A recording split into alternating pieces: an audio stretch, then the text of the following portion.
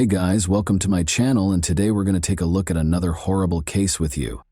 This video examines what happened in Tennessee, USA on September 2, 2022, when 34-year-old Eliza Fletcher, a mother of 2 children and kindergarten teacher, left her Memphis home to go for a morning jog. Following police notification of Eliza's disappearance, an investigation was started after she failed to return home, which sparked a significant public outcry. A few days ago, the case was concluded. Born in Memphis, Tennessee, on November 9, 1987, Eliza Welford Fletcher played soccer for the University of Memphis after graduating from Hutchinson School in 2006 and went on to finish her undergraduate studies at Baylor University. After graduating from Belmont University with a master's degree in teaching, she focused her efforts and unending youthful enthusiasm on her students at Promise Academy and then St. Mary's Episcopal School's junior kindergartners. Eliza gave her all to her students, as she did to everything she did. She was a firm believer in the value of personal development and did not hesitate to show vulnerability. As a natural athlete, on the other hand, she welcomed it. From childhood teams to collegiate competition to winning marathons, Eliza's love of sports was evident.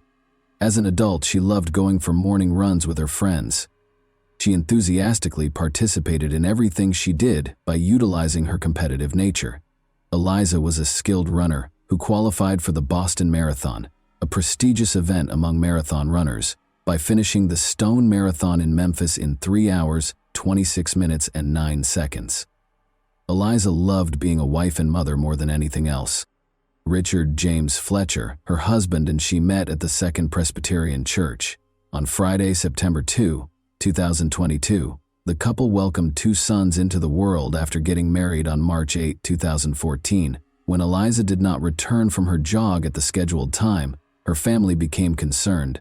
Her husband Richard reported her missing at 7:45 a.m. after noticing that she had not returned home and was not returning calls or texts. Eliza began her day the same way she began many other days, with a morning run. She left the house at around 4 a.m. Police started looking into it right away. The investigators first spoke with every member of Eliza's family. In addition to ensuring that the family members' testimonies were consistent, they had to piece together the timeline of events preceding her disappearance. Eliza's husband, or any other family member's involvement in the disappearance, was promptly ruled out by authorities. Investigators retraced Eliza's route and started gathering surveillance footage after determining which route she was running. A still photo of Eliza was made public. She weighs 137 pounds, has blonde hair, green eyes, and is 5 feet 6 inches tall. Her hair was in a bun on the day she was last spotted, and she was dressed in a pink jogging top and purple-blue running shorts. Investigators concluded that Eliza had been abducted close to the University of Memphis. Eliza used to frequently jog in the area and had never experienced any personal safety concerns. But this time, police claimed that a man kidnapped her, forced her into his car, and drove off. The suspect was driving west on Central Avenue in a dark SUV. It was discovered that Eliza's cell phone was broken. Near the scene of her kidnapping, a water bottle and a phone were discovered. An image of the SUV was made public, and police urged anyone with information that could aid in the investigation to get in touch with them. Some information regarding the kidnapping was later made public by authorities. What the police report says about it is as follows. A black GMC Terrain was seen driving by and then waiting for the victim to run by on the scene's security footage. The document claims that a man got out of the vehicle, rushed over to Fletcher, and pushed her into the passenger seat. This kidnapping seemed to involve some sort of struggle. This is where the Champion Slide sandals were discovered. Sandals discovered at the scene were sent to a lab where specialists were to test them for a sample of the offender's DNA. The car then sat in the parking lot with the victim inside for about 4 minutes before it drove away. In a statement released on September 3, the day following the kidnapping, Eliza's family offered a $50,000 reward for information leading to Eliza's return. Police were looking for the dark SUV in the meantime. They discovered additional surveillance footage, some of which was subsequently made public. The police statement claims that this video shows the suspect in Eliza Fletcher's kidnapping cleaning the inside of his vehicle. It is clear from the statement that Eliza was no longer in the kidnapper's car at this point. but authorities did find a trash can where the suspect had disposed of the cleaning supplies he had used inside the vehicle. They might be an important piece of proof. The same day, September 3, Memphis police reported that they had found a car of interest and had taken its driver into custody to question him. The DNA sample came from the sandals the criminal misplaced when kidnapping Eliza Fletcher. Upon entering the DNA profile into the database, forensics discovered that the person who kidnapped Eliza was 38-year-old Cleotha Abston. He was released from prison approximately 2 years ago and had a criminal record. Investigators allegedly found that Abston's cell phone was close to the location where Fletcher was coerced into the car, based on cellular records they were able to obtain. Abston was a teenager when he pleaded guilty to kidnapping Kemper Durand on May 26, 2000, and was previously given a sentence of 24 years in prison. According to court records, Abston forced Durand into a car's trunk after kidnapping him at gunpoint. In a victim impact statement, Durand stated that he felt incredibly fortunate that I was able to escape from the custody of Cletty Abston. He then made Durand take money out of an ATM, from which he managed to escape when he caught the attention of a Memphis Housing Authority guard.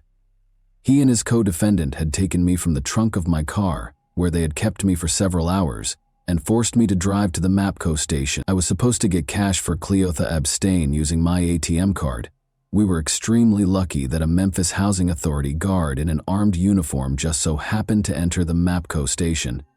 It is very likely that I would have been killed if I hadn't escaped, he wrote in the statement.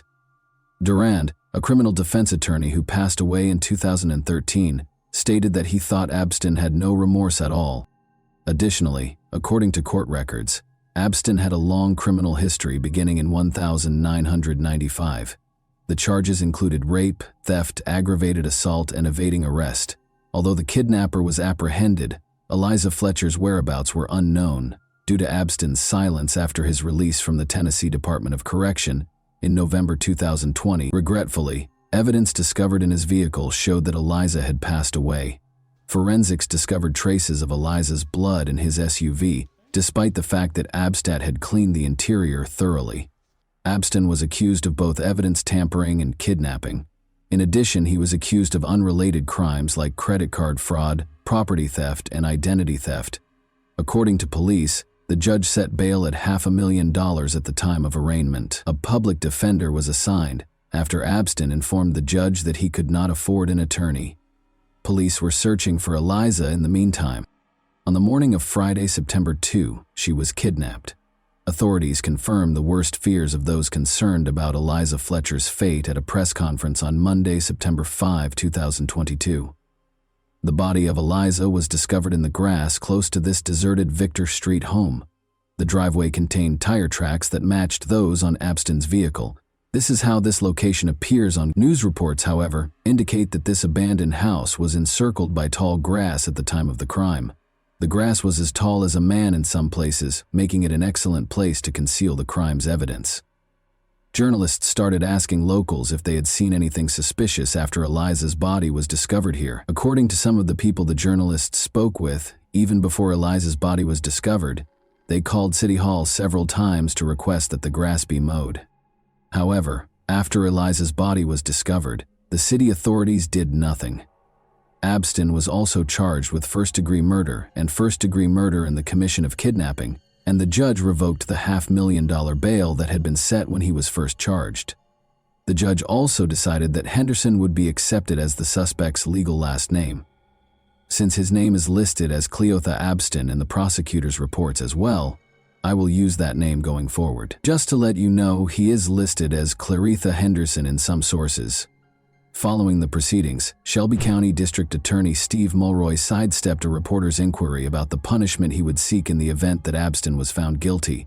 A conviction for first-degree murder carries a life sentence, with or without parole, or the death penalty. It is too soon for us to talk about the kind of punishment we will pursue. Outside the courtroom, Mulroy stated that Eliza's family and everyone who knew her were shocked by her untimely death.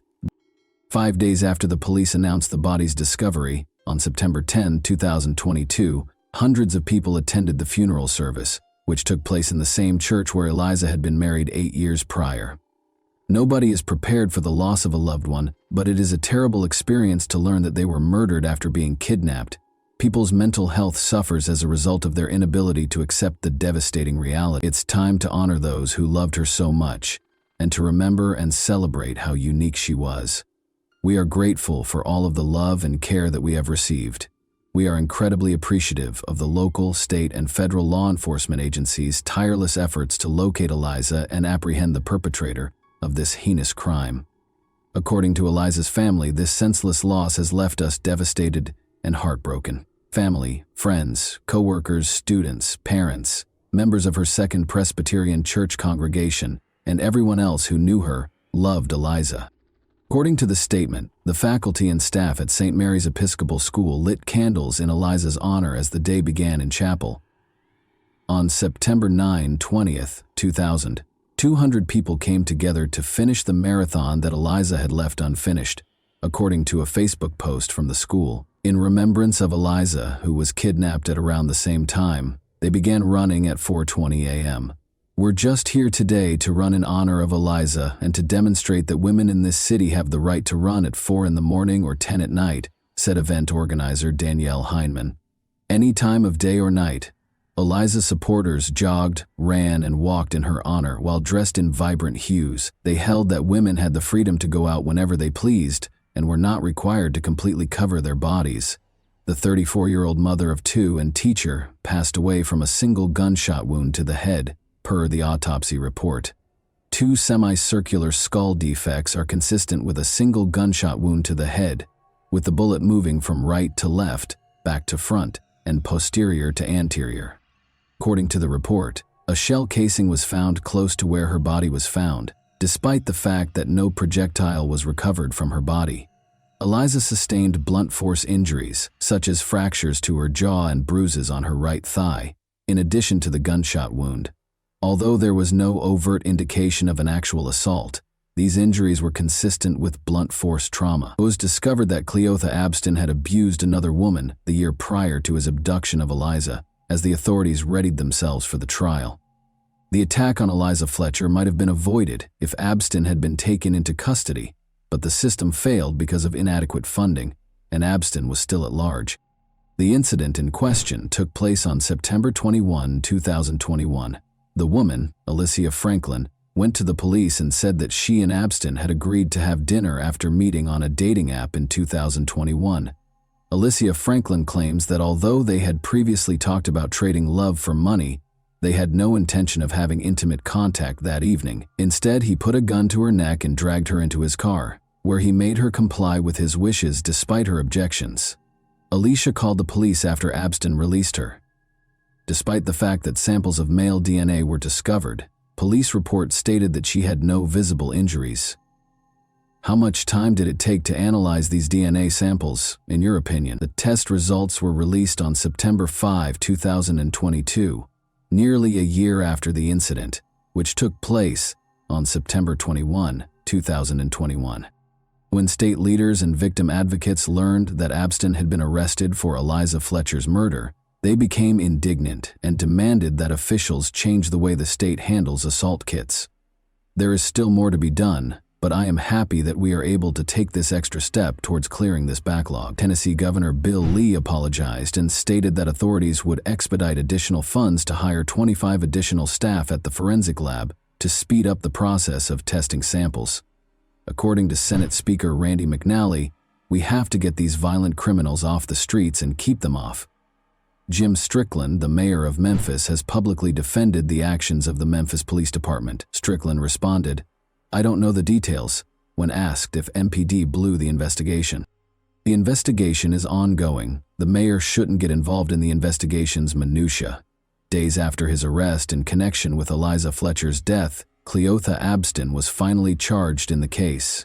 Alicia Franklin is suing the city of Memphis, claiming that the Memphis Police Department did not conduct a thorough and appropriate investigation into her ordeal. She claimed to have sustained emotional and physical harm that necessitated continuous medical and psychological care. She is requesting damages that are not specified. Additionally, the lawsuit alleges that when investigators arrived at the crime scene, they failed to collect tangible evidence. The lakes at Ridgeway were also sued by Alicia Franklin. The woman said that because there was no security at the apartment complex, Abston was able to take her to an unoccupied apartment and attack her. She claimed that the attack on her was not the first crime to occur in that vacant apartment, and she is suing for $2 million in damages. The apartment that Abston used to entice the plaintiff to leave her car was unoccupied and available for Abston to use illegally, the lawsuit said. In the court filing, the woman also claimed that Henderson had made inappropriate and obscene remarks to other women at the complex, but the property managers had done nothing to request that Abston leave. In the Alicia Franklin case, Cleotha Abston was found guilty on April 12, 2024. He consented to a maximum sentence of 8 decades in prison on all counts on May 17, 2024, waiving his right to a sentencing hearing. The sentence is divided into 40 years for the 20 years for the kidnapping and 20 years for the gun charge, which will run consecutively. When making a decision, said Judge Lee Coffey, the judge said that Abston will not be able to appeal his sentence, but he can still appeal the trial and verdict itself in the Franklin case this week. On Monday, October 28, 2024, it was revealed that Cleotha Abston was sentenced to life in prison without the possibility of parole in the Eliza Fletcher case. He also noted that the sentence would run consecutively for the counts he considered, including his lengthy criminal history and multiple disciplinary incidents while he was in custody, including indecent exposures and possessing drugs and weapons. The man accused of the violent kidnapping and murder of Memphis schoolteacher and mother of 2, Eliza Fletcher, entered a guilty plea to several charges, including first-degree murder, aggravated kidnapping, and tampering with evidence, according to a statement issued today by the district attorney's office. The case that has rocked the community was officially ended when Cleotha Abston was given a life sentence without the possibility of parole. With the help of Mrs. Fletcher's family, the resolution was reached. The agreement reached today gives the family closure. In order to avoid years and decades of appeals, the defendant forfeits his right to appeal. The fact that this dangerous individual will never again walk our streets benefits the community as well. In prison, he will perish. Due to the overwhelming evidence against him, Abston's attorney, Uni Ganguly, told the New York Times that he advised Abston to accept the plea deal. A jury probably would have given Abston the death penalty, Ganguly told the Times. A statement from Fletcher's family that was sent directly to Abston was read by District Attorney Steve Mulroy. We don't know what happened to you, but whatever it was that made you feel the need to harm people doesn't justify or explain what you did. Nothing will ever be the same because of the permanent change you have brought about in our lives. What you did was wicked. There is no other way to put it.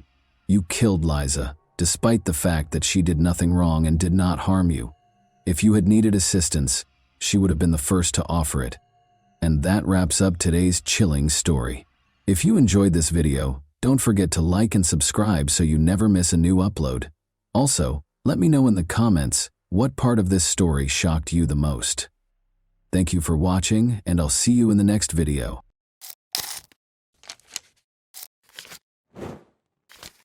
Hey guys, welcome to my channel, and today we're going to take a look at another horrible case with you.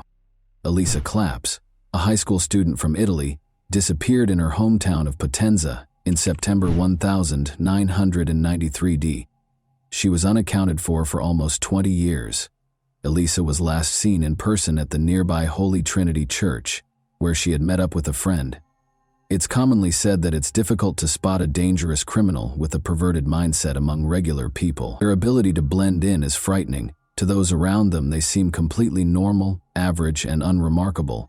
Their ability to cover their tracks, leaving crime scenes painstakingly devoid of evidence, is even more disturbing. This is the exact reason why it can be difficult for law enforcement to find and apprehend these criminals. It can take years, during which time they may carry out their heinous crimes. Let's examine this disturbing case now. On January 21, 1977, Elisa Maria Claps was born in the southern Italian town of Potenza, which is surrounded by mountains. She was the youngest of her family's 3 children. Her father ran a small tobacco shop, and her mother was a simple clerk. Elisa grew up with Gildo and Luciano, her 2 older brothers. The Claps family, who regularly attended Sunday services at their neighborhood church, was well known for being devout and strict. Driven by her desire to help people, Elisa was a bright and ambitious student who aspired to become a doctor. She was described as being very friendly, kind, and compassionate by those who knew her. She was naive and trusting at the same time, always having faith in other people. She had a natural ability to connect with people and quickly form friendships. Despite the attention she received from her peers, Elisa had never been in a romantic relationship by the time she turned 16. The boys at school definitely noticed her because of her lovely long hair and warm smile. However, because she came from a religious family, she graciously turned down every date invitation. In the early summer of 1993, an admirer became unsettlingly devoted. Danilo Restivo, a local, started displaying unwelcome and persistent interest in Elisa. The town was filled with disturbing rumors about Danilo, who was 5 years older. Elisa made an effort to avoid this strange man, who whenever he had the opportunity tried to entice her into remote areas. She was unable to be harsh or contemptuous due to her upbringing and innate kindness, and Danielle appeared to take her politeness as encouragement. In her private journal, Elisa wrote about Danielle, acknowledging that he both scared and made her feel sorry for him. Though she was careful never to be alone with him, she always tried to be polite because she saw how lonely and troubled he seemed. She always found a reason to get out of his presence as quickly as possible, usually by saying she had important errands to run. The Claps family took a vacation to the peaceful seaside town of Monte Giordano in the middle of August of that year. Elisa froze one day as she and her brother Gildo were walking through the quiet streets. She signaled to her brother not to leave her side by holding his hand tightly as Danilo approached them. As though they were old friends, Danilo greeted Elisa and even asked her to accompany him, insisting that he needed her help with something. Gildo knew right away that something was amiss. As he led his sister away, he made up an excuse. He later questioned Elisa about whether Danilo had harmed her and why she had reacted that way. Although the man had never physically hurt her, Elisa admitted that he had been following her and that she was afraid of him. Around 5 p.m. on September 11th, the Claps family's phone rang. Elisa responded, and as she conversed with the person on the other end, her attitude rapidly changed. Her brother did not miss the growing somber and agitated expression on her face. Galito inquired as to who had called after Elisa hung up. "It was Danilo," she said. Elisa adamantly declined Gildo's offer to confront him, claiming she could take care of it on her own. She thought she had everything under control and didn't want to cause any trouble. The enigmatical absence at church. Elisa's parents and brothers departed early on Sunday, September 12, 1993, for a day trip to Naples, which is roughly 90 miles away from Potenza. Elisa had remained behind, intending to join her close friend Elena for the morning service at the nearby church. Her family had returned from Naples by noon, and as everyone waited for Elisa and Elena, her mother made lunch. However, the girls had yet to return home as time went on. Someone knocked on the door at 1:45 p.m. Elena appeared nervous as she stood on the doorstep. She inquired as to Elisa's return, stating that they had become separated at the church and were unable to see one another. Elena claimed that she thought Elisa had already arrived at her house, but her account sounded flimsy, and she shifted uneasily, as though she were concealing something. Elena's distress increased when the family informed her that Elisa was still missing. She eventually acknowledged that she hadn't been truthful under duress. After the service, Elisa had actually stayed behind to talk to a young man. The two girls had planned to meet at the park afterwards before going to lunch, and the talk was only expected to last 10 minutes at most. However, neither 10 minutes nor an hour later did Elisa appear. As they conversed, Elisa grudgingly disclosed that Elisa's intended meeting with the young man was Danilo. Guldo's face turned pale at this. He alerted his brother and parents that Elisa might be in grave danger and that they should begin looking for her immediately. Danilo Restivo. Who was he? On April 3, 1972, Danilo Restivo was born in Irice, a tiny commune in the Sicilian province of Trapani. He came from a reasonably well-off family and was the youngest child. He was pampered and used to getting what he wanted as a child, and he was taught early on that there would never be any real repercussions for his actions. Regardless of the trouble he caused, his father was always there to support him. The Restivo family relocated to Potenza in the early 1980s, where Danilo's father, Mauricio, founded a prosperous company.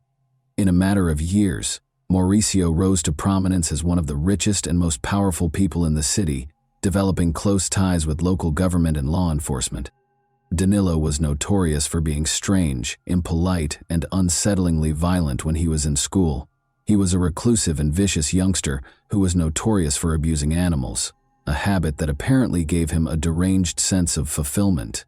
In addition, he had a disturbing fixation on sharp objects.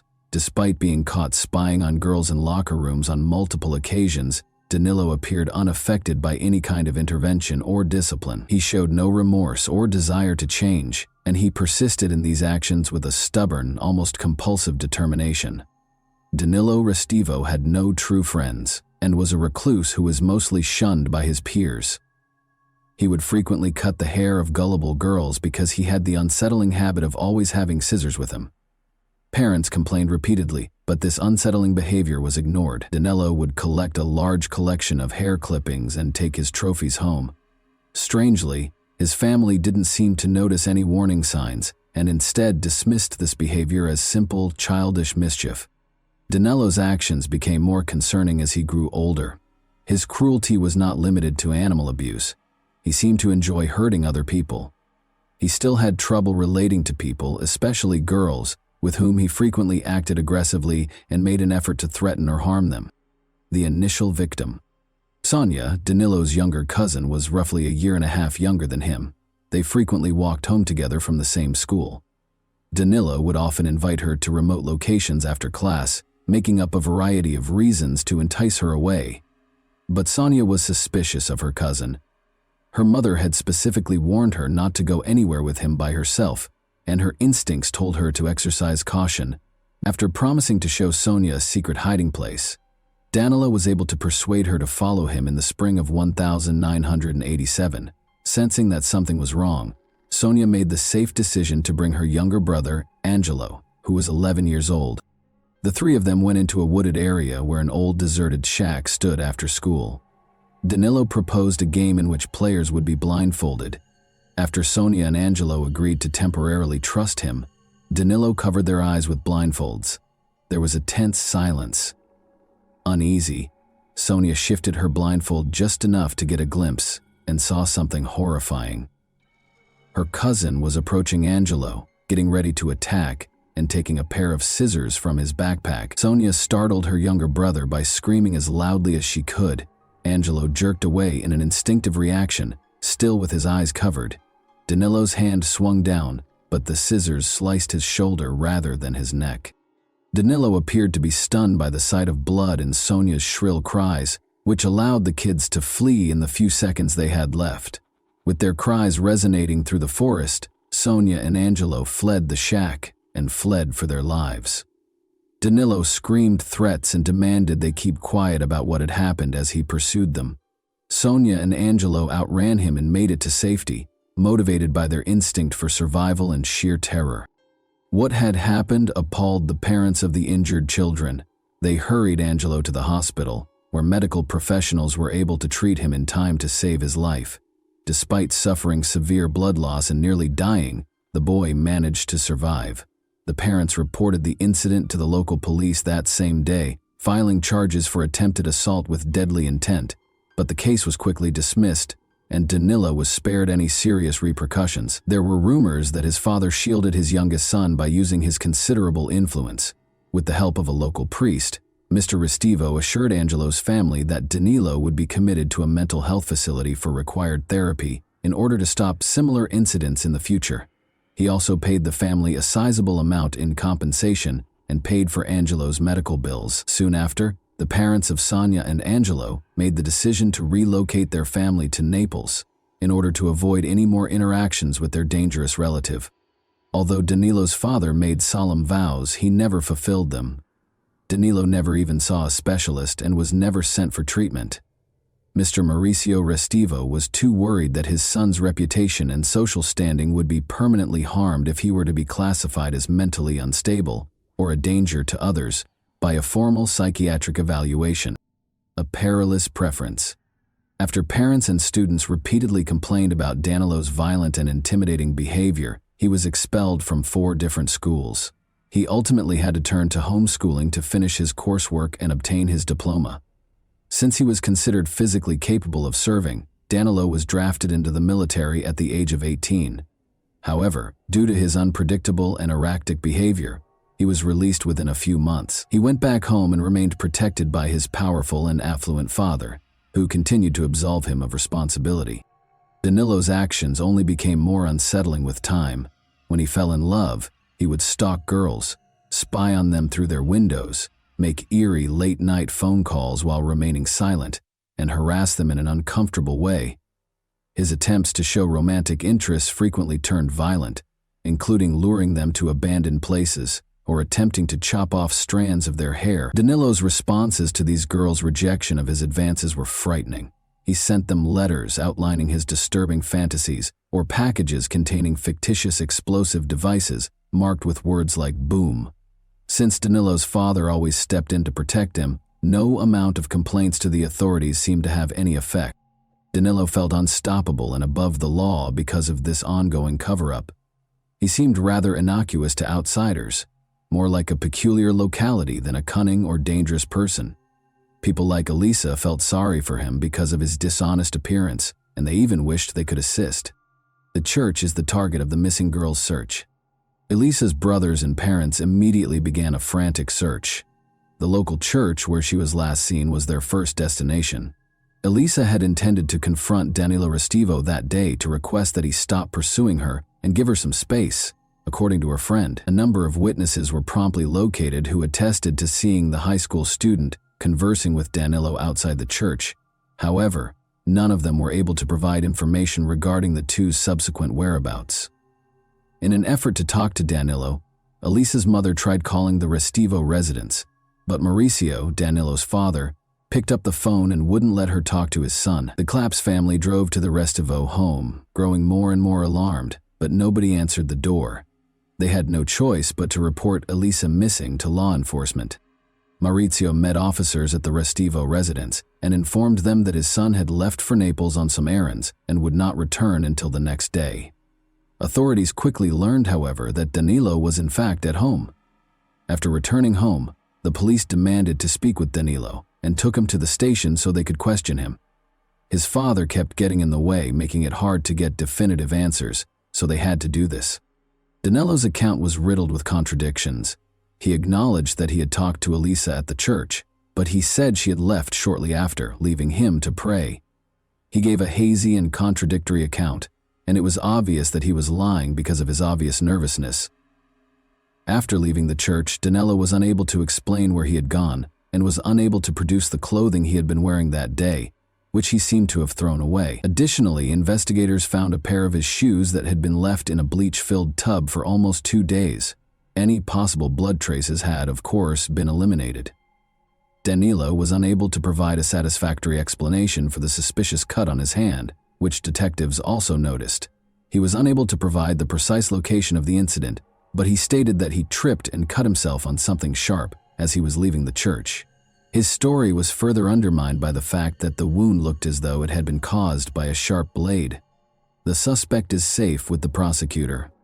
Danilo's father moved quickly to defend him in spite of his evasive behavior, refusal to give up his clothing and shoes for examination, and convoluted web of contradictory statements. Maurizio promptly engaged 2 of Naples' top defense lawyers to defend his son.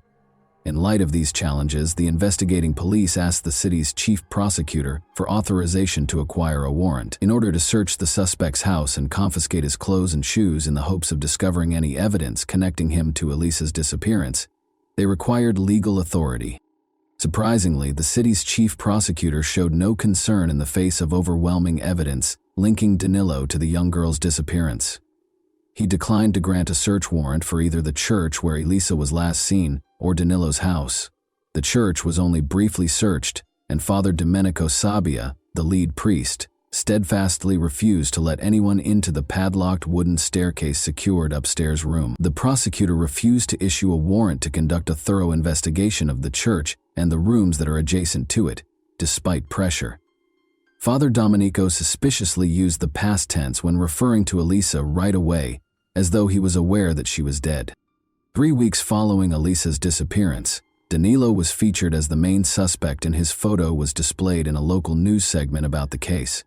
After this broadcast, dozens of women called the police station to report that Danilo had been harassing and stalking them. They disclosed his unsettling fixation on women's hair and his propensity to carry scissors, which he used to try to covertly chop off strands of hair from gullible victims in parks, city streets, and even on public transit. Dedicated investigators' persistence allowed them to ultimately accuse Danilo of making false statements. He received a sentence of 2.5 years in prison in the spring of 1995. However, his sentence was commuted to community service, ironically at the same church where Elisa had vanished, after less than 2 months in prison. A new investigation and a new prosecutor.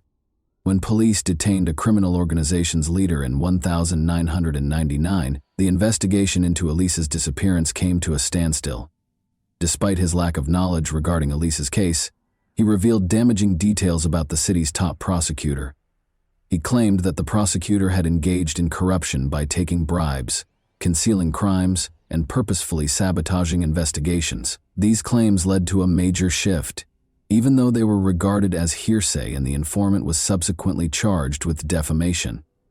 Elisa's case was given to a new lead investigator and prosecutor, who essentially began from scratch.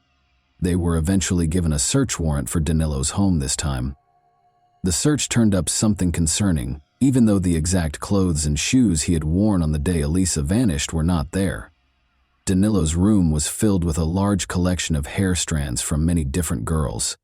Investigators discovered a sizable box containing pictures of nude and semi-nude women beneath Danilo's bed.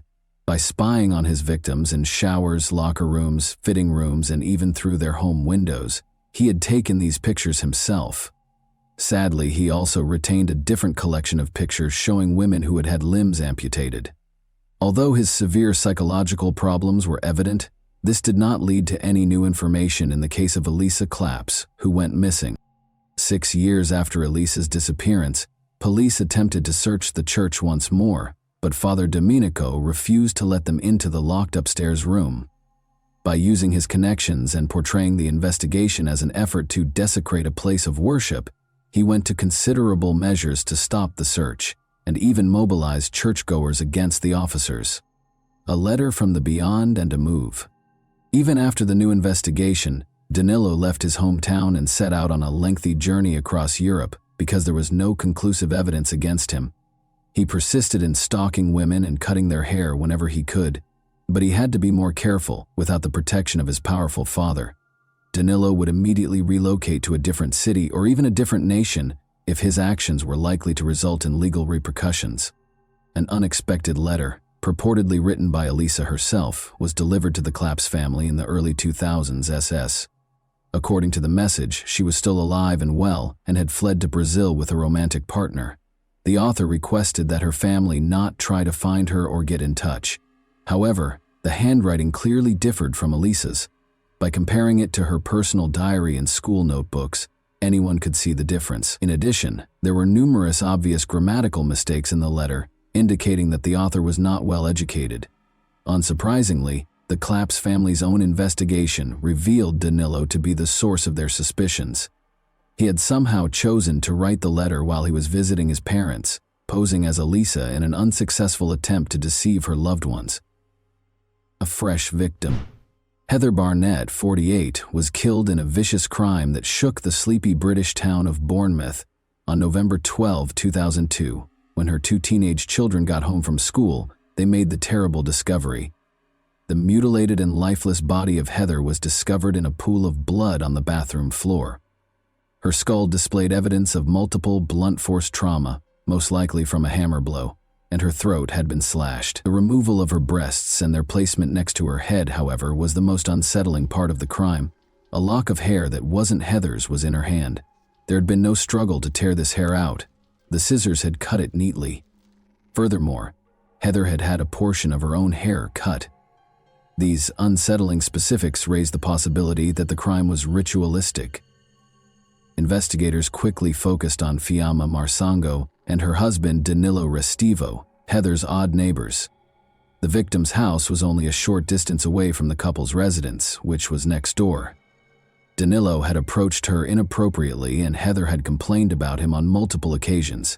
She told a friend that she was afraid of her husband, even though they were married, right before the crime. Heather took custom orders from her home and worked as a seamstress. Under the guise of commissioning clothing, Danilo frequently attempted to visit her. He insisted on going inside to discuss specifics, even though he never placed any specific orders. Heather discovered her house keys were gone 2 days prior to the tragedy, following one of Danilo's visits. At the time, she assumed she had just lost them and didn't relate this to her neighbor. Regretfully, she hadn't managed to change the locks yet. Even before the police and emergency personnel arrived, Danilo was among the first individuals on the scene. He said he was on his way home when he heard Heather's kids screaming in terror and hurried to assist. Officers brought him in for interrogation, but they soon let him go because he seemed incompetent and unthreatening. But after his most recent visit, Heather's kids pointed to him as a cause for concern, stating that they were also uncomfortable around their odd neighbor and brought up the missing keys. The police chose to closely monitor Danilo because they had no immediate reason to search his house. They soon discovered him performing a disturbing act. Danilo was discovered stalking a young woman and trying to cut a lock of her hair while holding scissors on the street. He was taken into custody by officers, who also searched his car and requested his identification. They discovered an unsettling assortment in the trunk, including extra pairs of shoes, a change of clothes, and a set of knives. This, along with his questionable actions, ultimately produced sufficient proof to secure a search warrant for his home. When investigators searched Danilo Restivo's house, they were shocked by what they found. They discovered multiple albums containing hair he had cut from different women. Sneakers and clothing were soaking in a tub filled with bleach in the bathroom. The missing keys belonging to Heather Barnett, which are currently in Restivo's room, were the most damning piece of evidence. Although there were blood traces on the clothes, the samples were too badly ruined by the bleach to be identified. But Danilo's DNA was found on a towel in Heather's restroom, indicating that he used it to wipe blood splatter off his face. A body in the attic of the church and 2 beliefs. Authorities discovered Danilo's troubling past as they investigated the murder of Heather Barnett. He had been the main suspect in the disappearance of a high school girl in his hometown 9 years prior. The girl's body had never been found at the time, and investigators had not discovered enough conclusive evidence. But now that there was ample evidence of his violent tendencies and no powerful father to defend him, Danilo was put on trial, convicted of premeditated murder, and given a 40-year prison term without the chance of release. Then, in the attic of the same church where Elisa Claps had last been sighted, construction workers found her mummified remains in March 2010, 17 years after she had vanished. Father Domenico Sabbia had refused to let the police in through the locked door, concealing her body. Although it was obvious that Father Domenico had kept a horrible secret, he had long since died by this point, and it was impossible to pinpoint exactly what part he'd played in hiding the crime. There were unsettling parallels between Elisa's body and Heather Barnett's case. The cause of death was a slashed throat, and her chest had been similarly mutilated. Her underwear had also been soiled, indicating a violent personal attack. Bloodstains on Elisa's deteriorated clothing matched those of Restivo, who had hurt himself during the attack, and fingerprints were found at the scene. An uncanny signature that mirrored the evidence from Heather's murder was a lock of hair in Elisa's hand that wasn't hers. Since Restivo was already serving his 40-year sentence in the UK, he was tried in absentia for Elisa Claps' murder. He was found guilty once more based on overwhelming evidence, and this time he was sentenced to 30 years in prison. He will be extradited to Italy to serve an extra 30 years for the heinous attack on Elisa. After serving his sentence in the UK. Although Restivo's involvement in other unsolved murders and disappearances has not been proven, authorities suspect that he may have had many more victims. And that wraps up today's chilling story. If you enjoyed this video, don't forget to like and subscribe so you never miss a new upload. Also, let me know in the comments, what part of this story shocked you the most? Thank you for watching, and I'll see you in the next video.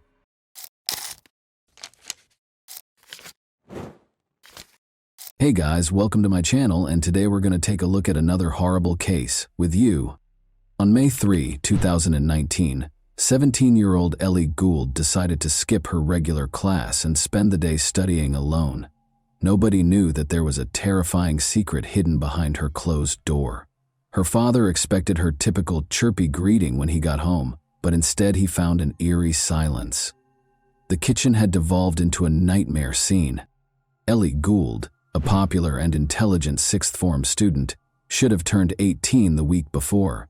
However, she was killed in her own house in May. Ellie was lying there, a motionless figure in a pool of blood, a knife by her arms, stab wounds at her throat, not the lively girl her father had known. Her eyes, which had once been determined mirrors, gazed straight ahead. There were more questions in the air. Why would a young girl who followed her dreams, Ellie, commit suicide? However, there was more to this tale than first appeared.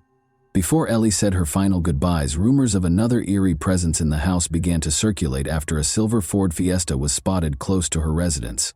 Who was this invisible person? Were they complicit in the murder of Ellie? The crucial question still stood. Was this a horrific murder or an act of self-harm? The small, serene town of Calne, Wiltshire, is situated in southwest England and is encircled by picturesque hills. The River Marden flows through its banks, surrounded by willow trees, and the air is thick with the scent of freshly cut grass. Stone cottages with window boxes in bloom line the cobbled streets. A weekly market with lively exchanges takes place in the town square, which is shaded by old oak trees. Ellie flourished in this calm environment, surrounded by the recognizable sounds of distant trains and church bells. Calne was more than just a lovely location. It was a part of Ellie's journey, influencing her aspirations and objectives with its understated charm. Carol and Matthew Gould, both in their late 40s, welcomed Ellie into the world on February 6, 2002. She went into her A-levels as a Year 12 student at Hardenhoosh School with a strong sense of ambition. Ellie, however, was more than just studying and tests. Riding her favorite horse in the open fields brought her peace. She was naturally skilled at it, and even had aspirations of becoming a member of the mounted police. In addition to awards and trophies, Ellie played a crucial role in her family's life. Ellie was regarded by her contemporaries as a reliable friend who would listen to your darkest secrets and make you laugh until your sides ached. Ellie got along well with her cousins as well as her friends. Jess Vine, 17, was one of her closest cousins. Like sisters, they couldn't be separated. When someone said, "It was almost like we had twins in the family," Ellie desired to study psychology as well. Understanding the intricacies of the human mind, the positive, negative, and intriguing gray areas in between, was made possible by her A-levels. She wished to improve the world by assisting people in discovering their inner motivations. But Ellie's life took a surprising turn. No one could have imagined how brutally she was removed. Ellie Gould decided to study at home for her A-levels on May 3, 2019, rather than attending class. This day, however, was different. Everything changed when her father, Matthew Gould, returned from his job. There was a silence that persisted in the house indefinitely, replacing the usual routine and laughter. In a state of shock, Ellie's father, Matthew, called for an ambulance in a panic, unsure of what to do or how to react to what he had just seen. He then contacted Ellie's mother, Carol. His once bright daughter was now lying on the floor, her laugh gone, her beautiful face scarred, her eyes open and emotionless. Ellie had been lying dead in her kitchen for at least 4 hours, according to the Wiltshire police investigation. Unbelievably, she had 13 separate neck stab wounds and displayed symptoms of strangulation. Even the best surgeons or first aid would not have been able to save her due to the violent and upsetting nature of the stabbing. There was nothing to be done about the terrible and tragic circumstances. The police soon came to the conclusion that Ellie couldn't have done this to herself, and that there was little possibility that a stranger was to blame. They assumed it wasn't an outsider because nothing in the house was disturbed. The evidence indicated that it wasn't an outsider, which left the police perplexed. They began looking into more intimate circles, such as Ellie's friends, family, or acquaintances. This case was made even more complex by the fact that the motive was still unknown. Still in disbelief, her parents first thought that Ellie might have hurt herself unintentionally or fallen off a chair, but her father, Matthew, stopped and rethought the whole thing. Maybe he had a feeling something was wrong, or that there might be more to it than first appeared. When a neighbor gave a vital lead, the breakthrough occurred. Earlier that day, they had noticed a slender, unnamed male guest at Ellie's house. The police investigation was centered on this description, even though they were unable to see the person's face.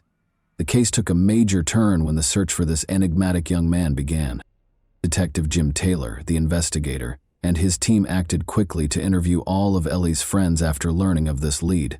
They began with Ellie Gould's friend and classmate, 17-year-old Ellie Welling. On May 3, 2019, the day of Ellie Gould's untimely death, Ellie Welling was scheduled to pick her up. The police reached a dead end after speaking with Ellie's friends, but they were distracted when they noticed a strange car driving toward Ellie's house. Shortly after Ellie's death, this car appeared on surveillance footage and was out of place in the neighborhood. The police needed Ellie's parents to identify any suspected friends in order to advance the investigation. However, Ellie's parents were unable to immediately come up with a friend because they knew all of her friends. It clicked for Ellie's parents when the police asked directly if Ellie was in a romantic relationship. Thomas Griffiths, age 18, was brought up. An 18-year-old A-level student named Thomas Griffiths played rugby for the first team and was a prefect at Hardenhush School in Chippenham, Wiltshire. He was raised in a decent household and put in a lot of effort to earn the chance at a promising future. Ellie had a major crush on him and had known him since 7th grade, so it's safe to say that she was thrilled when they started dating. Thomas became Ellie's first boyfriend when they formally began dating in January 2019, and their relationship went well. Since Ellie's parents knew everything about her life, she naturally told her mother about Griffiths. Although they hoped she would put her studies ahead of boys, her parents were aware of the brittleness of adolescent love and wanted to steer clear of it. They agreed to let her date even though they preferred that she concentrate on her studies. To get to know Thomas better, they invited him over for dinner and insisted on meeting him. Ellie's parents watched Thomas intently one evening while they were eating dinner in the kitchen, attempting to gauge his personality. He was quite quiet and appeared introverted, but there were no overt warning signs. They believed it was most likely because he was still a young boy and was nervous about meeting Ellie's family. Ellie's parents were supportive and understanding, and they were eager to give her space because they knew she was a smart and self-sufficient child. But they watched Thomas and silently pondered why Ellie had picked someone who didn't seem to be a good fit for her. They were certain that Ellie and Thomas couldn't be together, but they didn't say anything because they respected Ellie's opinion. They made the decision to give Thomas a chance in the hopes that Ellie would be happy. On February 6, 2019, Thomas even attended Ellie's 17th birthday celebration in their own kitchen. In that instance, her parents showed him their love and acceptance by extending a warm welcome into their house. Ellie and Thomas's relationship didn't last long during its honeymoon period. After 3 months, fissures appeared. After being blown away at first, Ellie felt that Thomas's incessant need for her was suffocating her independence. The initial excitement turned into a suffocating clinginess as he yearned for her presence all the time. She received grumpy disapproval whenever she tried to prioritize her A-levels or make friends.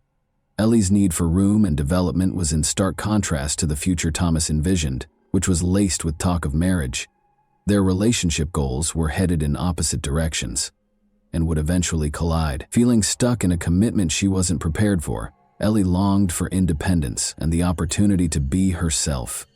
The once ideal romance had devolved into a battle to uphold her individuality while juggling expectations.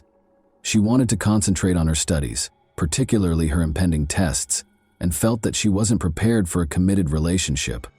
Ellie told her mother she wanted to break up with Thomas in early May 2019. Her mother, not surprised by the news, asked if Ellie needed to talk or if there was a particular reason. Ellie told her mother that she just wanted to remain single for a while and that nothing had happened.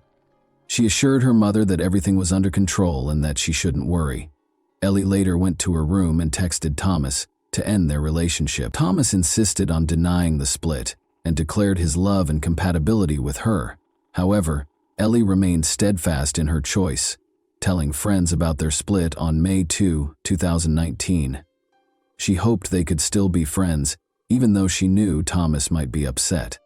When police found Ellie in their kitchen the next day, there were questions about whether Thomas, an A-level student, could possibly be capable of such a thing.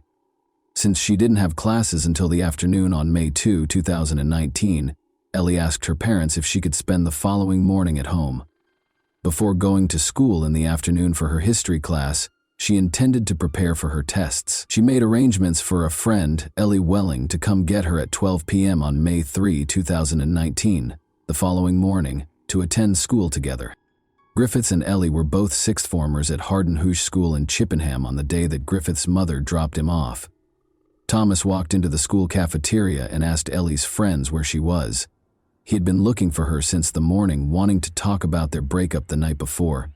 He made the snap decision to leave as soon as he found out that Ellie wasn't in school. Thomas pretended to be ill and told a teacher so before heading to the local bus stop. He quickly changed into a different pair of sneakers and a black hoodie as he made his way home, but just as he was about to leave, his mother came home without warning. In a panic, he hurried to hide in a cupboard until she was gone.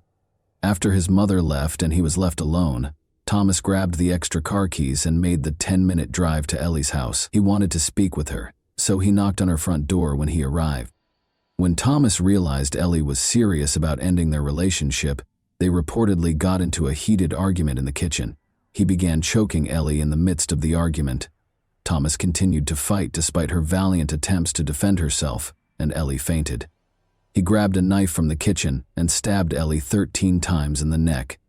She was unable to defend herself, but he washed the knife to get his fingerprints off it when he noticed she had stopped moving. In order to make it appear as though Ellie had caused her own harm, he then set up the scene. Once he had cleaned up the scene, he pretended to be Ellie and texted a friend using her phone. He took this action to make sure Ellie's body wasn't discovered until much later in the day. Ellie unintentionally scratched Thomas's face and neck while defending herself. Upon noticing these marks, Thomas devised a scheme to conceal his actions. In a group chat, he expressed to his friends how devastated he was by the breakup and even claimed that he was intentionally harming himself. He then suggested that they meet up to discuss their relationship while sending messages to Ellie's phone, as though he was not aware of anything out of the ordinary.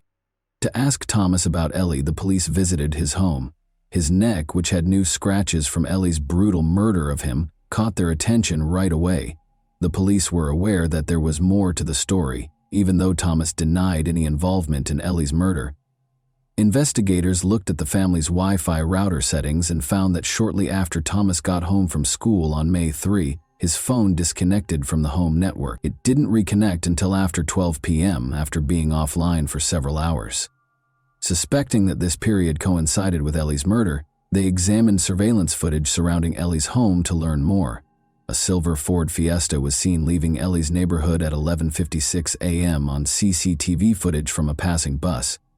The police were able to identify the Griffiths family because the car's registration number was visible. Thomas was clearly implicated as the driver because no other family members were present at the time. Thomas steadfastly denied any involvement in Ellie's murder or presence at the crime scene, in spite of this evidence. Thomas's phone connected to the home network after 12 p.m., but disconnected for an 18-minute period, police found after closely examining the family's Wi-Fi router. When the police focused on the area around them, they noticed a wooded area. They walked to the woods in precisely 9 minutes after leaving Thomas's front door. When the 9-minute mark came, they stopped and looked around.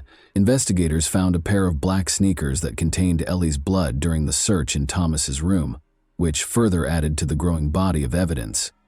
They also quickly found a black bin liner that contained blood-stained napkins, clothing, and towels that were later found to contain Ellie's DNA.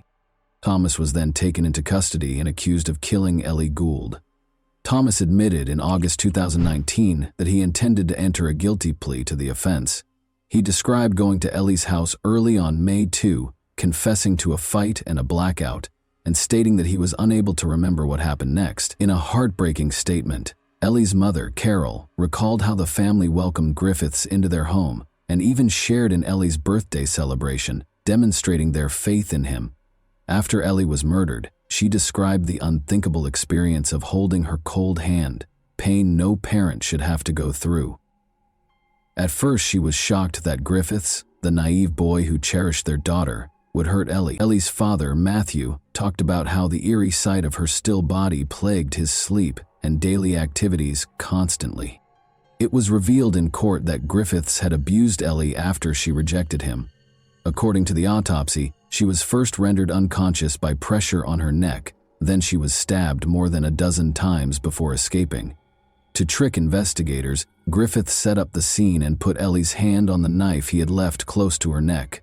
He even made a desperate attempt to convince his friends that the scratches on his face were self-inflicted. Thomas Griffiths was given a life sentence with the possibility of release after 12 years by the Bristol Crown Court in November 2019. Griffiths' letter of apology was read aloud in court.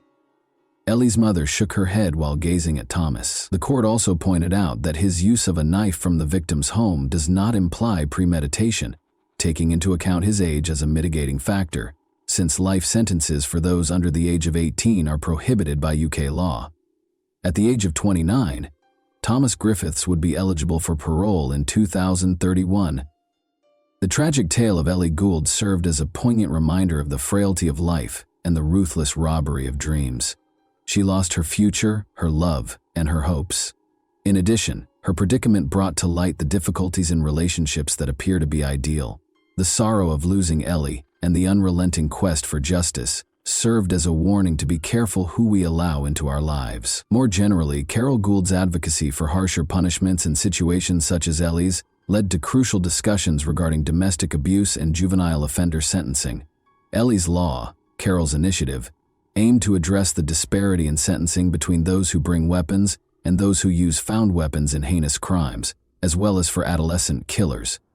Ellie's mother, Carol, and her family achieved victory after 2 arduous campaigns. Those who fought so hard for justice were relieved when, 2 years later, this new law made it possible for teenage killers to receive sentences of up to 27 years.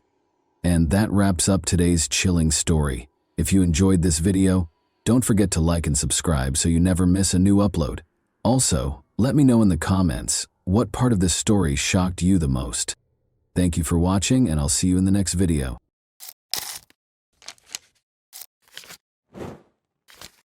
Hey guys, welcome to my channel, and today we're going to take a look at another horrible case with you. The nation was rocked by the disappearance of Adam Walsh from Hollywood, Florida on July 27, 2981. He vanished from a nearby Sears store, and the ensuing investigation was beset by misunderstandings and errors, leaving detectives frustrated and with dead ends. Adam's family was left in despair when police were unable to piece together a clear timeline or motive despite a plethora of leads. What serious errors occurred during this investigation, and how did the pursuit of justice come to a standstill? Let's examine the specifics. Reeve and John Walsh welcomed Adam Walsh into the world in Hollywood, Florida. He was a normal child who made his parents happy, loved baseball, and was quiet. But after going missing on July 27, 1981, when he was 6 years old, he became well known. Adam and his mother, Reeve, went shopping at the Hollywood Mall that summer afternoon. They went directly to the Sears store after entering the mall via the north entrance. Reeve was there with a specific goal in mind: to ask questions regarding a lamp that was for sale. She left Adam at a kiosk with Atari 2600 video games, where a number of other boys were gathered and playing the games, to keep him occupied while she took care of her business. Around 12:15 p.m., Rev finished her questions in the lamp department and went back to the kiosk where she had left Adam. Adam and the other boys were gone, and she was shocked to find this out. Rev was overcome with fear, as any parent would be when they lose sight of their child. She was told by a store manager that the boys had gotten into a fight over who would get to play the video games first. A security guard responded to the commotion by telling the boys to leave the store. The older boys responded that their parents were not present in the store when the guard asked them if they were. This implied that Adam, who was quieter and younger, probably lacked an adult companion to provide him with support at that time. Adam was a shy kid, and Rev later surmised that he might have been too scared to speak up when the security guard was questioning him. She thought the guard likely didn't realize Adam was alone, because he thought he was one of the boys. The security officer forced Adam to leave through the same door that the other boys had used to enter the store, the Sears West entrance. Adam's parents were increasingly worried about his safety after he went outside because they thought he had lost contact with the group and was now alone in a strange place. As the minutes went by, Rev frantically looked around the toy section for Adam, but was unable to locate him. Her panic increased in intensity with every second that went by. She asked the store staff to shout his name over the loudspeakers in a last-ditch effort to find him, hoping that if Adam heard it, he would come back to her. She kept searching the store, calling out his name and searching every hallway in the hopes of finding him while she awaited a response. She happened to run into Jean, her mother-in-law, who volunteered to assist in finding Adam right away. They searched the store together, asking staff and other customers if they had seen him. But after searching for more than 90 minutes and calling on Adam several times without finding him, Rev realized that time was of the essence. She had a growing fear in her heart that something horrible had occurred. She made the difficult choice to call the Hollywood police at 1:55 p.m. with a heavy heart and a sense of urgency. She had no idea that her worst nightmare was going to come true. A massive search for her son was launched in response to this call, with ground crews searching the area for any hints and helicopters hovering overhead. A horrifying find was made in a drainage canal next to the Florida Turnpike, close to Vero Beach, on August 10. On closer examination, 2 fishermen saw what appeared to be the head of a baby doll floating in the water, but it turned out to be a child's detached head. They called the police right away, horrified. The Indian River County Sheriff's Office sent Detective Ralphie Latimer Jr. and a deputy to the scene to conduct an investigation. Regretfully, no additional remains were discovered during the canal search conducted by divers from Indian River County and St. Lucie County. Adam's parents, meanwhile, continued to hope that their son was still alive. They were left to look for him by themselves, heartbroken and feeling totally powerless. The FBI's National Crime Database at the time allowed reports of stolen vehicles including horses, but there was no mechanism in place for missing children. Because of this, law enforcement was unable to communicate important details about missing children, giving the impression that Adam might be anywhere. Adam's parents made a public plea for their son's safe return on the Good Morning America television show on the morning of August 11th. In the hopes that their message would strike a chord with viewers and inspire anyone with information to come forward, they shared their anguish and desperation. Additionally, they promised a $100,000 reward for any leads that could lead to Adam's location. This outreach emphasized the gravity and urgency of the situation and was a component of their attempt to engage the community in the search. The medical examination was essential in identifying the recovered remains as the investigation progressed. Adam's dental chart and the severed head discovered in the canal were thoroughly examined by the coroner's office. One notable similarity that emerged from this comparison was a filling on the cheek side of a lower left molar. This distinctive dental feature verified that the remains were, in fact, those of Adam Walsh. The coroner then conducted an autopsy to ascertain the cause of death. Adam had died from asphyxiation, according to the examination, which indicated a lack of oxygen because of an obstruction of the airway. This suggested that the act was violent and planned. In addition, the condition of his remains indicated that Adam had most likely passed away a few days prior to his head being found. Adam's death was officially declared a homicide by the coroner, which horribly confirmed the worst suspicions. Despite thorough searches of the canal and the surrounding areas, the remainder of Adam's body was never found, which presented a major challenge to the investigation. The nation was shocked when Adam's head was found 130 miles from his Hollywood home. People were saddened and deeply disturbed by the heinous crime. The way the Hollywood Police Department conducted the investigation into their son's disappearance infuriated John and Reeve Walsh. They believed the case was not handled with the necessary urgency from the beginning, which resulted in a disjointed response that made them feel powerless. John took action to bring attention to Adam in those early days. He held press conferences, distributed flyers featuring Adam's photo, and contacted the local media to request information. In addition to finding Adam, they wanted to force a more exhaustive police investigation. They argued for a thorough investigation of every lead during their meetings with law enforcement. They persisted in trying, but the police's lack of cooperation demoralized them more and more. John became a vocal critic of the investigation as a result of his frustration, which eventually influenced his subsequent public policy work. Their message was further amplified by John Walsh's hosting of the 1988 premiere of the television program America's Most Wanted. The program developed into a potent vehicle for bringing attention to wanted criminals and missing children, in order to encourage viewers to pay attention and report any information they may have. Each episode included segments on current missing child cases. In addition to educating the public about the realities of child abduction, the series gave law enforcement a way to ask for community assistance. The life of convicted serial killer Otis Elwood Toole was filled with violence, abuse, and chaos. Toole was born in Jacksonville, Florida, on March 5, 1947.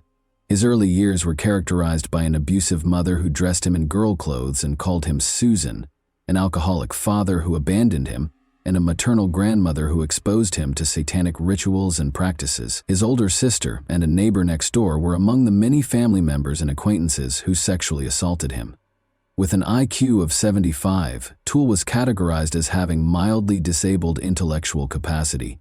Due to his epilepsy, he frequently had grand mal seizures.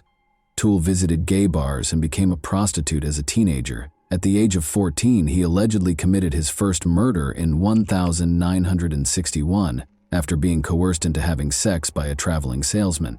In the 9th grade, Toole left school and started living on the streets of the southwestern United States, earning a living through panhandling and prostitution. Toole, then 17 years old, was arrested for loitering in August 1965. Although there is little evidence of his activities after this arrest, authorities believe he drifted around the southwestern United States between 1966 and 1973, making a living through panhandling and prostitution. Toole was implicated in the 1974 murder of Patricia Webb, a 24-year-old woman in Nebraska. He left Nebraska shortly after and briefly made Boulder, Colorado, his home. His stay was brief, though, as he quickly emerged as a leading suspect in the October 14, 1974 murder of 31-year-old Ellen Holman. Toole's private life was a mystery in the years that followed. He hitched a ride in the American South and drifted back to Jacksonville in early 1975 D. Toole married a woman 25 years his senior on January 14, 1976, but their marriage didn't last long. When his wife found out he was gay, she left him 3 days later. Later on, Toole disclosed that his marriage was an attempt to conceal his actual sexual orientation. Toole was taken into custody for an unrelated arson incident in April 1983, while George Sonnenberg, 65, was inside his house. He had set it on fire. For the horrifying arson attack, Toole was taken into custody, admitted to the crime, and was sentenced to 20 years in prison. Toole, however, stated at his trial for killing George Sonnenberg that he only signed the confession to be sent back to Jacksonville and did not set the house on fire. He was given a death sentence for first-degree murder, but it was later reduced to life in prison. Toole, who was already serving a prison sentence for 2 unconnected killings, shockingly admitted to killing Adam Walsh on October 21, 1983.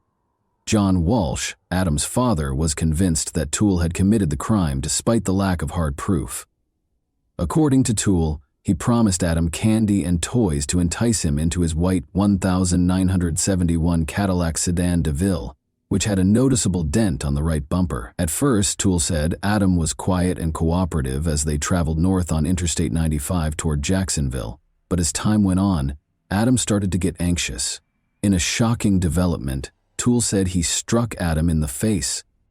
He claimed that when things became more heated, he hit Adam once more, knocking him out. Toole continued north on the Florida Turnpike to an abandoned service road north of the Raid Bar Road overpass in northwest St. Lucie County while Adam was hurt. Toole used his car's seatbelt to strangle Adam to death after realizing he was still alive. He then allegedly used a hatchet to decapitate Adam after dragging his lifeless body out of the car. Toole later stated that he destroyed Adam's remains in an old refrigerator as part of his disposal process. He claimed he wanted to adopt Adam after he got back to Jacksonville, but that plan wasn't seen as feasible. The blood-stained carpet from the car, the hatchet allegedly used in the murder, and eventually the car itself were among the important pieces of evidence that police lost during the course of the investigation. This evidence loss was a major blow to the investigation. However, Toole was never formally charged or found guilty of Adam's murder because there was not enough tangible evidence.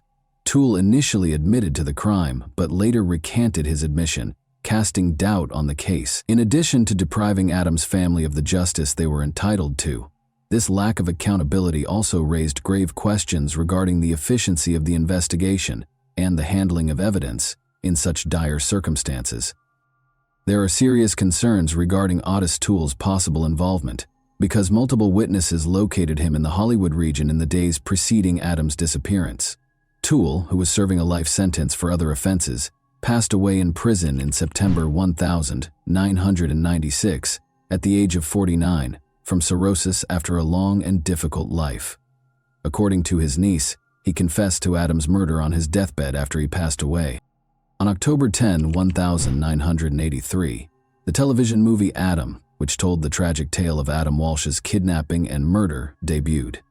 When it first aired, it attracted 38 million viewers and significantly increased public awareness of child abduction. In 1983, 1984, and 1985, each broadcast included a hotline for tips along with images and descriptions of missing children.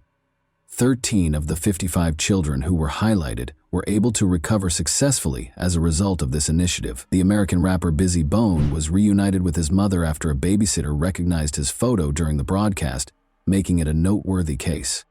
The Walsh family changed the way society views missing children by using Adam to transform their tragedy into a potent advocacy tool. Additionally, in 1984, the U.S. John and Reeve Walsh, along with other parents of missing children, tirelessly lobbied Congress to pass the Missing Children's Assistance Act.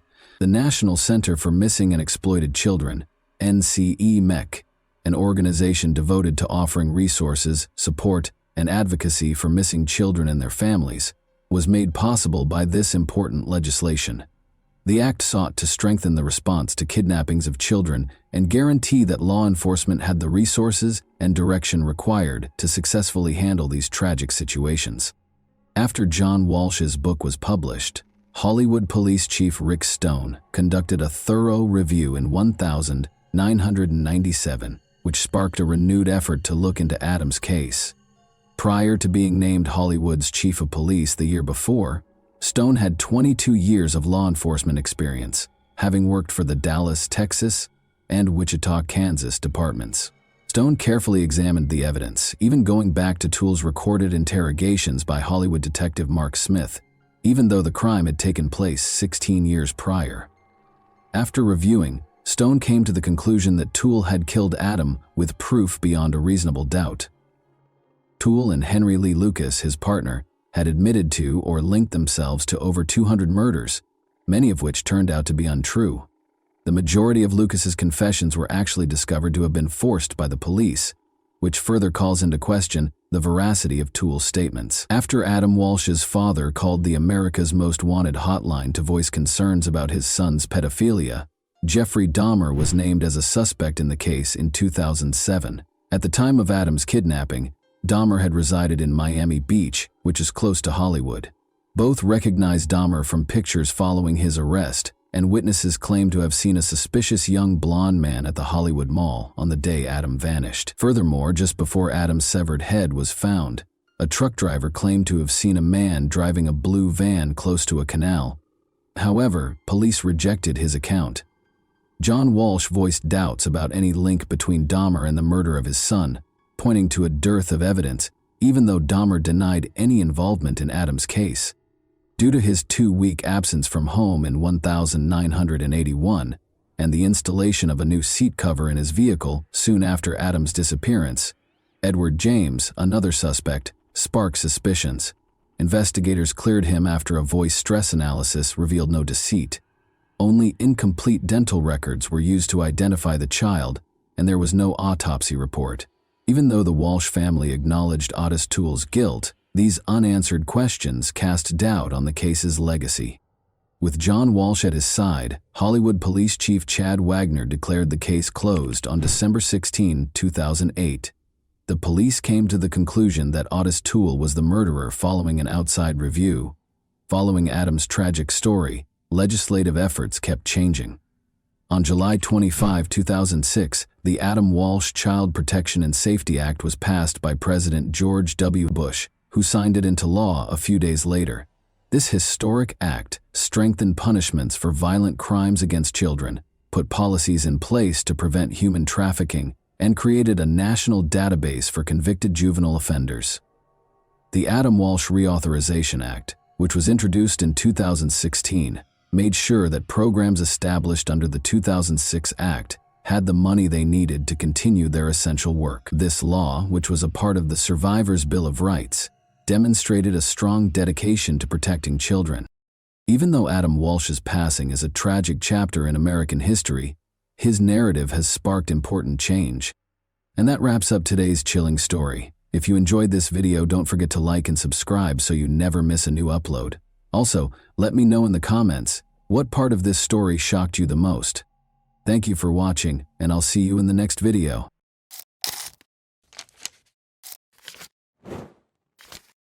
Hey guys, welcome to my channel, and today we're going to take a look at another horrible case with you. On May 13, 2015, around 5 p.m., firefighters extinguished a raging fire in a garage by the road in the village of Sand Lake, Michigan. At that moment, a terrified woman dashed up to their car, screaming that her neighbors had died. Several firefighters accompanied the woman to her neighbor's house. Two lifeless bodies lay on the bedroom floor in a pool of blood. It appeared that they'd been shot. To preserve the evidence at the crime scene, the firefighters avoided touching anything and immediately informed the police that they had discovered two bodies and needed investigators and forensic experts. Forensic experts had been at the crime scene for about an hour, collecting evidence and photographing the bodies of 46-year-old Martin Durham and 47-year-old Glenna Durham, when one officer noticed a small movement in Glenna's chest. He rushed to her body and attempted to feel for a pulse, but Glenna's eyes opened wide and she sat up abruptly, screaming, "What are you doing, Marty?" The officer immediately summoned paramedics, who transported the injured woman to the local hospital. Marty and Glenna met as teenagers in the early 1980 SS. Marty invited the girl on a date to a local open-air theater, where they both lost their virginity in the same evening, with little interest in the film itself. Their relationship progressed quickly and passionately, but it ended after a few months, in part because Glenna, 17, married soon after. Marty started a family on his own. Christina Keller was 14 years old when she met Marty, then 19, at a party at his house. The young man appeared charming and amusing to the girl, but also a little strange because he immediately declared that he would marry her someday. Marty arrived on her doorstep the following day. He must have made a good impression on Christina's parents, because he has never left her life since. Their friendship turned into a romantic relationship, and Christina, then 16, discovered she was expecting their first child. Within 2 years, she was carrying their second son, prompting the young couple to marry. Christina and her husband had a daughter 11 months later. Christina was 19 and Marty was 24 at the time. Initially, the young family lived with relatives, but in early 1995, Marty secured a higher-paid job at a factory in Michigan, and the family of 5 relocated. However, Marty was involved in a car accident on the evening of February 16, 1995, on his way home from work. Another vehicle speeding through a red light collided with his vehicle. The larger vehicle nearly crushed Marty's car, trapping him inside. Marty was transported to the hospital, where he had been clinically dead for approximately 5 minutes. He suffered severe injuries to his left side and was in a coma for more than 3 weeks. When he regained consciousness, he had no memory of his wife, children, or much of his previous life. He spent a year and a half learning to walk, speak, eat, and care for himself again. Christina provided physical support for him during this time. Marty began to resemble his former self, but psychologically he had changed. He became enraged as a result of the brain trauma. He never fought with his wife or children, but he became a domineering figure. Even his sense of humor grew darker. Christina filed for divorce in 2000, nearly 5 years after the accident. She still cared deeply for her husband, but her feelings had shifted to a more maternal nature, as she had taken on the role of his caregiver and could no longer relate to him in any other way. Marty purchased his first home in May 2001 using funds from the insurance company and a bank loan. The house was located in Sand Lake, Michigan, a small village with a population of 500 people. Marty was overjoyed with his new home, which he had moved into with his 2 sons and an African gray parrot named Bud. 2 months after moving in, Marty received a knock on his door from a 16-year-old girl claiming to be his daughter. Marty inquired as to her mother's identity, and Glenna, his first love, revealed herself. The girl knew her mother had an affair early in their marriage, and she was born a few months after. She wished to establish her paternity for certain. A DNA test confirmed that the girl was Marty's biological daughter, born outside of marriage. Clearly, Glenna had never forgotten Marty, as she had a tattoo of his name on her arm throughout their marriage. Glenna divorced her husband and moved in with Marty. They were very happy together, and they quickly had a new wedding ceremony. Glenna's new husband was everything to her. The couple spent their entire time together, visiting family and going to the local casino once or twice a week. Glenna would sit in the car and read a novel while Marty went hunting. Glenna was paid $3,200 per month to care for her husband, after officially taking on the responsibility. Marty received more than $1,000 in disability benefits each month. Glenna also sold Marty's excess medication, bringing their total monthly income to around $5,000. When Marty's sons moved out, this income was enough to support them in the small village.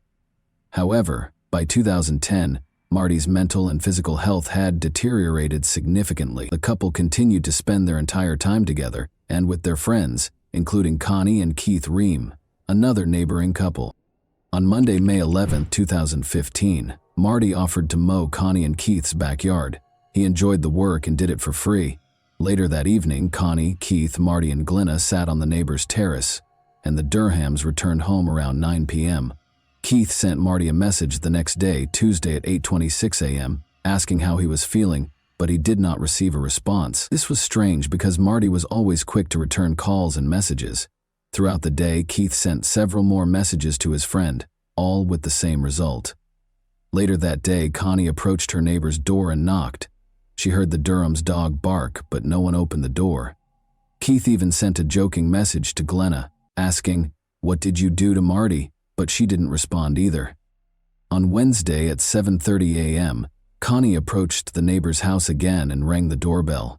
The only response she got was the dog barking. She walked around the house, checking for any open doors or windows. Everything remained locked as usual. Throughout the day, Connie and Keith attempted to contact their neighbors, growing increasingly concerned. After work, around 4:30 p.m., Connie approached the neighbor's house for the third time and knocked. She assumed she'd have to break the door, but when she touched the handle, she discovered it wasn't locked. This time, Connie cautiously opened the door and called out for the neighbors, but she was only greeted by the Durham family pet, who led her into the living room, which was a gruesome mess. Documents and photographs were all over the place, along with a broken lamp and other miscellaneous items. Connie followed Shelby into the bedroom and discovered the homeowners lying on the floor in a pool of blood. Marty was only wearing underwear, whereas Glenna was fully dressed, her legs covered by a blanket. Connie dashed out of the neighbor's house and ran toward a fire truck she saw further down the road. Marty did not have the same luck as his wife. He was shot 5 times in the back, forearm, and chest, leaving him with no chance of survival. He'd been dead for a few days. Glenna was shot twice, both times hitting the area behind her right ear. Blood was discovered not only in the bedroom, but also on a chair in the living room and a pillow with 2 bullet holes. Under the chair, a gun and 2 empty shells were discovered. In the bedroom, there were 5 more shell casings, 1 near the door and 4 near Marty's body, for a total of 7. However, the gun found near the chair was designed to fire 6 bullets. This indicates that the perpetrator had time to reload the gun before continuing to shoot. Aside from the living room and bedroom, the rest of the house appeared to be in perfect order. There were no signs of forced entry, and the kitchen table was set with a bowl of spaghetti and a piece of garlic bread. Later that evening, when Glenna was taken to the hospital, Marty's children were allowed to bring the family pets, a dog and a parrot, to their mother's home, Christina. Despite the fact that the children were only allowed to take the pets, the trio took advantage of the opportunity to search the house and discovered a sealed envelope labeled "Personal." Inside, they discovered letters from Glenna addressed to her children and ex-husband. In the letters, she expressed her love for the children and apologized for not being the best mother. She also asked her ex-husband to care for the children. In Glenna's drawer, they also discovered a packet of unpaid bills. They handed over all of their findings to the police. The investigators began questioning the family's relatives and friends about their personal and financial situations. They enjoyed spending time together and became completely absorbed in each other's company. However, it quickly became clear that they were having serious financial difficulties. Glenna was in charge of the family's finances, and relatives suspected Marty was unaware of the gravity of the situation because he was so frugal. On the other hand, Glenna had developed a serious gambling addiction. She would buy hundreds of lottery tickets and lose thousands of dollars at the casino. But whenever her husband approached her, she pretended to be playing with $1 bills. Glenna played every week, and in 2010, she spent $75,000 on her addiction. The family had fallen behind on tax payments, had credit card debt, and Marty's car was about to be repossessed. However, their most pressing concern was their home. Glenna hadn't made mortgage payments in over a year, and they owed $48,000. Marty's mother saw a list of homes that would be seized due to debts in early April 2015, a few weeks before the family was attacked. Marty's address was on the list. She called Glenna, who assured her that the newspaper had printed the incorrect address and that she would resolve the issue. Of course, it turned out that their home was being repossessed. Despite the fact that Marty had taken out a mortgage, Glenna received notice on April 28 that their home would be auctioned if they did not pay $5,000. Interestingly, the auction was scheduled for May 12th, just one day before Marty and Glenna were discovered by their neighbor. The investigators concluded that Marty was unaware of the impending loss of their home because he had been renovating it for the previous 2 months. He painted the bathroom just 2 days before they died. Glenna was able to regain consciousness after 3 days in intensive care. She had no recollection of the day of the murders or the days before. She couldn't remember writing the letters to her children or ex-husband. Because the eyewitness couldn't provide any useful information, the police had few leads or clues to work with. Marty, an avid hunter, frequently showed his firearms to friends, so the weapon contained multiple DNA samples. Glenna and Marty did, however, sell drugs for cash, and large sums of money were kept in envelopes in a safe. Could it have been an unplanned robbery? The living room was in disarray, as if someone had been looking for something and the money from the safe was missing. This version of events appeared to be the most plausible, but finding the killer among their illegal clients was like looking for a needle in a haystack. It took a full year before an unexpected witness helped solve the case. Bud, a 19-year-old parrot, had been living with Christina for the previous 12 months. Bud was an African gray parrot with the unique ability to mimic not only sounds and words in his environment, but also human voices. Originally, he was Christina's beloved pet, but Marty took him, presumably to retaliate against his ex-wife for leaving. When Bud returned to his beloved owner, he began repeating various conversations he had overheard while living with Marty, such as how Marty interacted with the dog. However, at some point, he started repeating an argument between a man and a woman. They were clearly arguing with one another, raising their voices and occasionally mixing profanity with everyday words. At the end of the conversation, a male voice said loudly, "No, don't shoot." Christina recorded this scene performed by the parrot on video, but did not report it to the police because she assumed it would be laughed off. However, a year after Marty's murder, a local journalist interviewed his mother, and she mentioned the video. The journalist became very interested and broadcast it on the news. The video quickly went viral, prompting the police to reopen the investigation and narrow their focus on one suspect, Glenna Durham. They examined Marty and Glenna's phones and discovered that Marty's last action on his phone was to search for information about lawnmowers on the evening of the 11th after returning home from the neighbors. The examination of Glenna's phone proved to be far more intriguing. It had been used until the 13th, when the bodies were discovered. Since 3:32 a.m., someone used the phone 5 times between 4 and 4:48 a.m. to learn more about the gun used in the shootings, including how to reload it. The final message was sent to Glenna's mother at 4:48 a.m. and said, "I love you, please forgive me." Glenna was arrested and charged with first-degree murder. She maintained her innocence, and her lawyer attempted to show that another family member or a stranger had broken into the house to steal medication, cash, or Marty's weapons. However, the forensic experts found no evidence of forced entry into the house. What about the money from the safe? Marty's children had taken it while they were searching the house for Glenna, who had been taken to the hospital, and their father to the mortuary. When investigators discovered this, they claimed that no one had asked them about the money at the police station, so they did not say anything. In any case, the version of a robber was abandoned because nothing was stolen. The prosecution's version of events seemed much more plausible. They believed Marty was killed on the morning of the 12th because he was wearing underwear. When the man realized he was going to lose the house, he became very upset, and a heated argument ensued. Marty attempted to flee into the bedroom after Glenna grabbed the weapon. She shot him in the back. Marty was still on his feet, reaching for another weapon from the bedside table. Glenna fired again, striking his forearm. Only then did he turn to face her, and she fired 3 more shots into his chest. Marty lay lifeless on the bedroom floor. Glenna spent the entire day completing paperwork. She wrote letters to her ex-husband and children and made spaghetti for lunch. Glenna was still engaged in these activities when the neighbor first arrived at her house on the evening of the 12th. Glenna planned her next steps, knowing that her and Marty's neighbors would become concerned regardless. She needed to act fast. She sat in a chair in the living room, placed a pillow against her head, and fired. However, nothing occurred. The pillow absorbed the impact of the shot, and the bullet only grazed her. She had to look up how to reload the pistol because it was down to its last bullet. This means she didn't try again until the early morning of the 13th, when she sent a message to her mother. Perhaps she still had doubts when Connie knocked on the door again at 7:30 a.m. and found it still locked. But after Connie left, Glenna must have unlocked the door, sat in the chair, grabbed the pillow, and tried again. This time, the injury was more severe, but her doctor later explained that she did not strike any important veins or arteries or penetrate the skull. It's difficult to imagine what condition she was in, but because head wounds always bleed profusely, she may have decided to simply bleed out.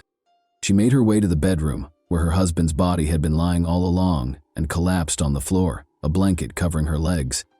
It's unclear whether she staged a scene when the police officer touched her or simply regained consciousness at that point, and we may never find out, because Glenna continues to claim memory loss. The jury believed the prosecution's version. On Wednesday, July 19, 2017, after 9 hours of deliberation, they found her guilty of murder.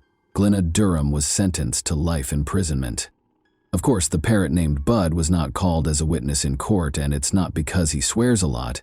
It is simply impossible to prove that he did not hear that particular dialogue on television or radio, let alone take an oath on the witness stand. In other words, if Bud had been involved in the process and it had been less than 24 hours since Glenna's guilty verdict, her lawyer would have filed an appeal. And that wraps up today's chilling story. If you enjoyed this video, don't forget to like and subscribe so you never miss a new upload. Also, let me know in the comments what part of this story shocked you the most. Thank you for watching, and I'll see you in the next video.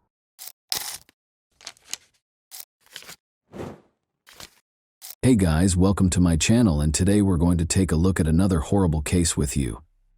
This was a mass killer confessing his darkest intentions, but the real horror was the cold, calculated execution of his crime, captured in real time. On June 5, 2014, Yabara brutally entered the Seattle Pacific University lobby and took his first victim.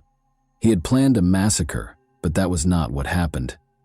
During one of Seattle's worst crises, a single small mistake set off a series of events that would change everything. There were a number of horrifying facts that were just waiting to be revealed. June 5, 2014, started out like any other day until, shortly before 3 p.m., a string of calls from the same location flooded the Seattle Police Department's helplines. The city would be thrown into an unimaginable crisis and chaos in a matter of minutes. A nightmare started when a man carrying a gun entered SPU. With each call, more terrifying information surfaced. The description initially appeared ambiguous and unremarkable, but the details were beginning to come together. He wasn't an aspiring pupil. His purpose for being on campus that day was darker. But why was he there, and who was he? They would soon find out more about his nefarious schemes. The white pickup van he was driving was seen parked on the street close to the Seattle Pacific University campus in Washington. This man, whoever he was, had no intention of going away quietly. And just as police closed in, something far worse was about to happen. Paul Lee, a 22-year-old random student, was struck by the first bullet. The question was no longer who he was. The van belonged to 26-year-old Aaron Yabara. Now the only question was, how far would he go? A massacre was in the making, and the police seemed like they might be too late to stop it.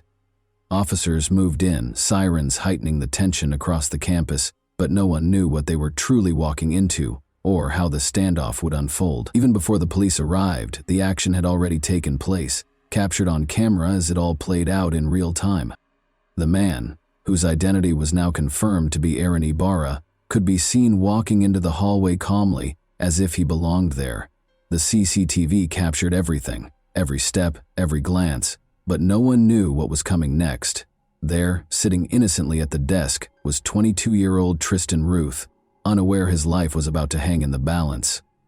The man leaned in close and threatened him. "Don't move, or there will be consequences." But it wasn't just Tristan in the building, unaware of the danger. Sarah Williams, 22, had just reached the bottom when Yabara turned and shot without thinking. Sarah was shot at close range in the chest. Tristan saw his opportunity then, and he took desperate action. The gunman would not be as fortunate, though, as his next move would be the demise of his entire scheme. Aaron's statements were obviously more than just threats. He was shooting people, and he had a clear plan that was only a few seconds away from causing total mayhem. However, he then committed a critical error. A security guard caught the gunman as he stopped to reload his weapon. A 22-year-old student and security guard named John Mice came up behind the shooter. Everything suddenly changed in a split second. He wrestled the shooter to the ground, wrenched the gun out of his hands, and pepper-sprayed his eyes. Aaron, the shooter, was on the ground with his eyes burning, and Sarah, the injured girl, took the opportunity to step aside. John moved away with the weapon to keep it out of the shooter's reach, but when he returned, he'd find a surprise. Aaron had produced a knife from his pocket. Next, John would engage in a physical altercation with the pepper-sprayed Aaron to remove the weapon from his grip. He was going to have unexpected help. Suddenly, a second hero, Justin Sarah, kicked the weapon out of Aaron's reach, ensuring it would do no harm. What was seconds away from becoming a massacre was stopped in its tracks, thanks to their courage. But the tragedy was nowhere near an end, and what came next was going to expose the harsh reality that changed everything. By 3:29 p.m., paramedics and officers from the Seattle Police Department flooded the campus. Officers immediately apprehended Aaron after finding John Mice and Justin Sarah holding him down on the hall floor. One team of police officers took Aaron into custody, while the second took hold of his van. Paramedics treated several students for shock, while Paul Lee, Sarah Williams, and John Mice were all transported to Harborview Medical Center in Seattle. Paul was pronounced dead on arrival at the hospital. Sarah was taken to surgery right away because her condition was critical. Despite Thomas's critical condition, medical personnel managed to stabilize him, and he was admitted to the hospital. After receiving treatment for the cuts he sustained during his fight with Aaron, John was allowed to go. However, this was not the end of the story. They thought the worst was over when the police showed up to remove the gun. They were unaware that the shooter was hiding something much darker than anyone could have predicted. After being brought to the homicide and assault unit of the Seattle Police Department, Aaron was informed of his Miranda rights. Detectives Dana Duffy and James Cooper then brought him in for an interview. What secrets was he concealing, and what was his true motivation? The truth was finally going to be revealed in the interrogation room, where the answers were hidden. Aaron was still recuperating from the pepper spray, so detectives Cooper and Duffy took a while to begin the interview. They started by inquiring about his private life. Janice and Ambrose Yabara welcomed Aaron into the world in July 1988. He grew up in Seattle's Mount Lake Terrace neighborhood with his younger brother Joel and older sister Brandy. From the start, Aaron's life was described as turbulent. Ambrose, his alcoholic father, was a frequent source of conflict for the family. Aaron discussed his psychological issues, including his severe OCD, as he became more at ease during the interrogation. As the investigators spoke with this profoundly disturbed individual, they discovered that his OCD was only the beginning of his psychological problems, which started when he was 13 years old. Innocent students were suffering on the SPU campus because of a sin that only existed in Aaron's troubled mind and about which they knew nothing. When Aaron was little, his family made the decision to rearrange the furniture in his bedroom. Aaron claims that he became fixated on the status quo and that this changed him. Aaron had realized that respect could be gained by using fear. The mass murderer Eric Harris served as his initial source of inspiration. But there was another reason why he preferred using guns to cause harm. Aaron loved firearms just as much as his father and brother did, and he even spent 8 years working at a Mount Lake Terrace gun range. He was a competitive shooter who was said to be extremely proficient with a firearm. Aaron was characterized as pleasant, shy, and humorous by some of the people who had met him at work. People were unaware, however, that the quiet young man was harboring demons. The theft of Aaron's firearms was the last straw. The compulsive Aaron couldn't get over it, and was convinced that he detested everyone. According to Aaron's delusions, the evil side was ready to take control. Perhaps the fatal outcomes could have been avoided if he had received therapy sooner, but that was not to be. Aaron had only begun therapy as a result of pressure from those close to him to get help. After quitting therapy, he brought his unsettling mission to SPU within a month. The next thing Aaron would say to investigators would make it impossible for it to be anything other than a premeditated crime, something he and his attorney would sincerely regret in court. Aaron's plans for July 5, 2014 were well defined. He aspired to end his life, just like one of his heroes did.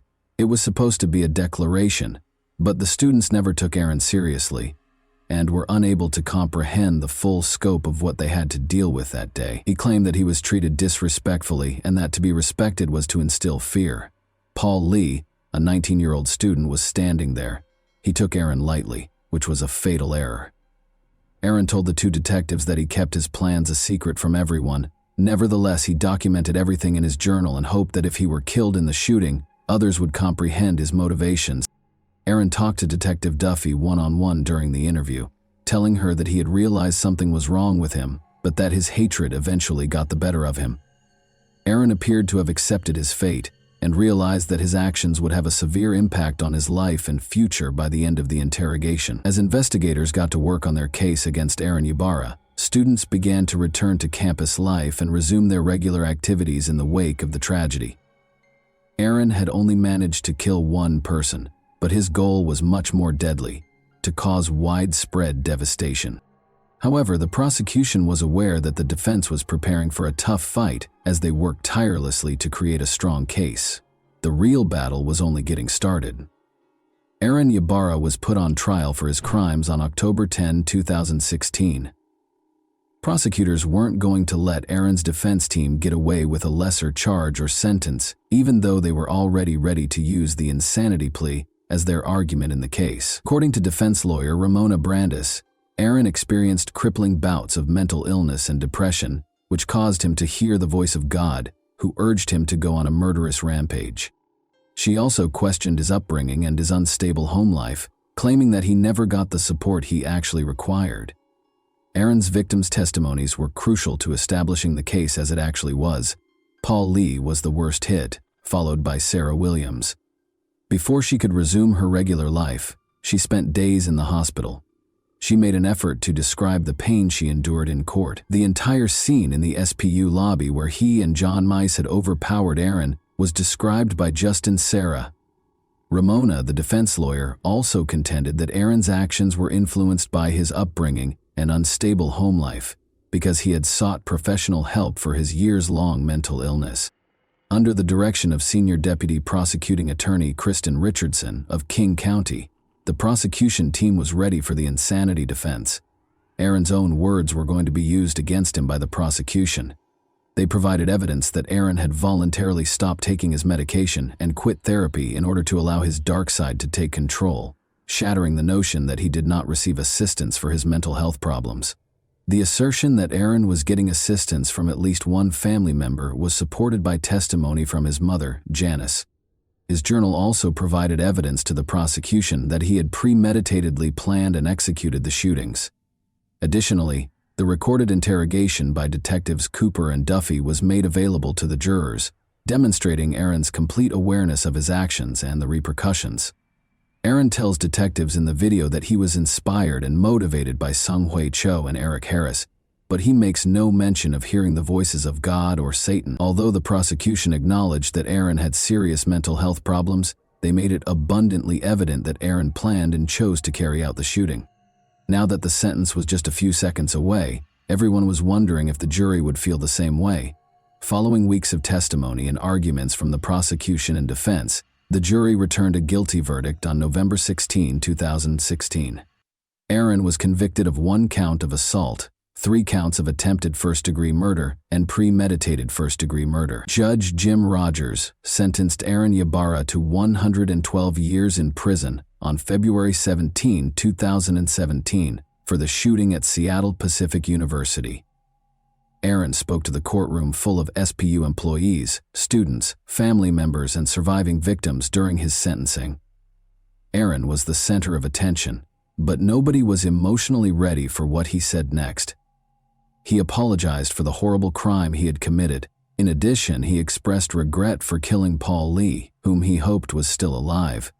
Speaking to the survivor of the attack, Sarah Williams, he told her that she did not deserve the events of that day. Aaron expressed his desire to go back and change everything, but he acknowledged that it was too late. He will be housed at the King County Adult Detention Center for the duration of his sentence. John Mize was awarded the Congressional Medal of Honor in 2015 for his valiant efforts to apprehend the SPU shooter. Since the 2014 shooting, Aaron Yabara's family has stayed out of the spotlight. The public and social media spheres still contain scant if any information about his family members and their lives. Paul Lee's legacy endures in the lives of his family and friends. Soon after Paul's memorial service in June 2014, the Lee family established the Paul Lee Foundation. The goal of the foundation was to carry on Paul's work of supporting those who experienced mental health problems and depression. It was cruelly ironic. He wanted to help people with mental illnesses, but before he could complete his education, he was harmed by someone he would have preferred to assist. The foundation has made it its mission to raise money to support groups that conduct research and create solutions to assist people with mental health conditions. Many people will be discussing what caused Aaron Yabara to become a school shooter in this case today.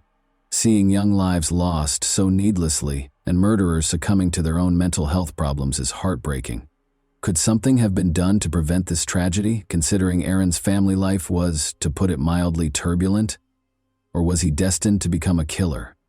Before he committed suicide, he was troubled, mistrustful of people, and desperate to be remembered. However, he chose to target the helpless students instead of exacting revenge on the innocent or facing down actual villains.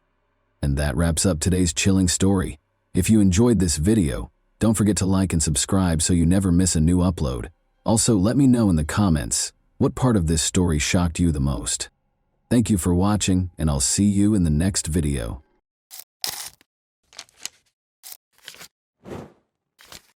Hey guys, welcome to my channel, and today we're going to take a look at another horrible case with you.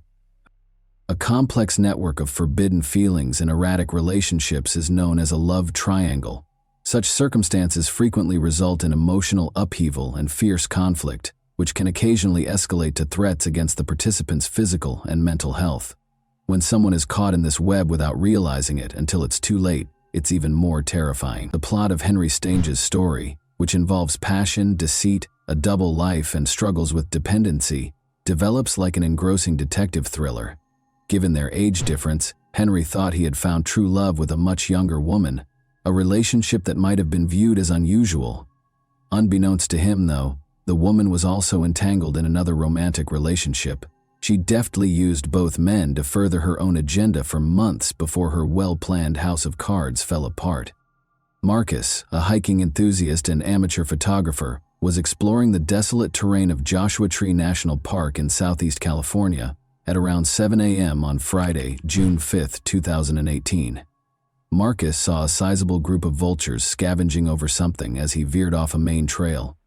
He decided to stay away, assuming it was the carcass of a large animal. Marcus chose to photograph the birds circling in the barren desert using a small camera that he usually used for landscape photography. After taking a few pictures, he forgot about the strange sight and resumed his hike. The next day, as Marcus moved the pictures from his camera to their home computer, he told his wife about his hike.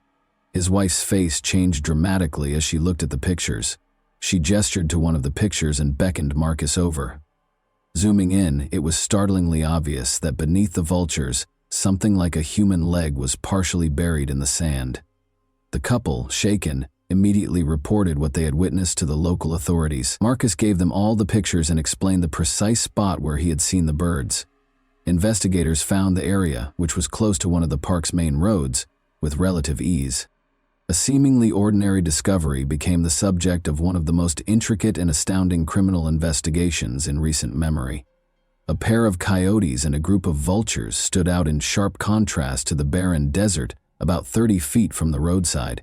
Seeing coyotes scavenging in the middle of the day was unusual, and the officers became suspicious right away.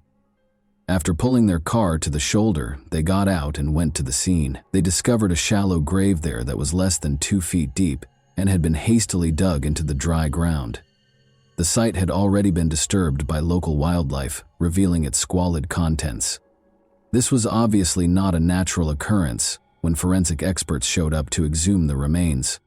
The remains belonged to a white middle-aged man who had been interred there for approximately a week. In order to make the body accessible to scavengers, the lower half of the body had been partially unearthed. There were several horrific wounds visible. Multiple fractures in the man's skull were consistent with blows from a blunt, heavy object. The scene depicted a violent and intentional act in a terrifying way. The perpetrator had been in a hurry, judging by the shallow grave's closeness to the road and its hasty construction.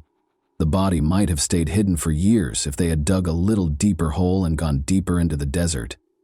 Rather, they made the hasty decision to hide the crime and fled the scene carelessly. According to forensic analysis, the crime most likely happened somewhere else. Despite the severe wounds, there were very few blood traces in the grave, indicating that the body was moved after death.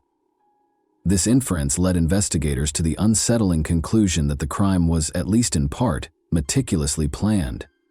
But in spite of their seeming haste, the criminal had left no clear evidence or hints for investigators to follow. The medical examiner concluded that severe blunt force trauma to the head was the cause of death.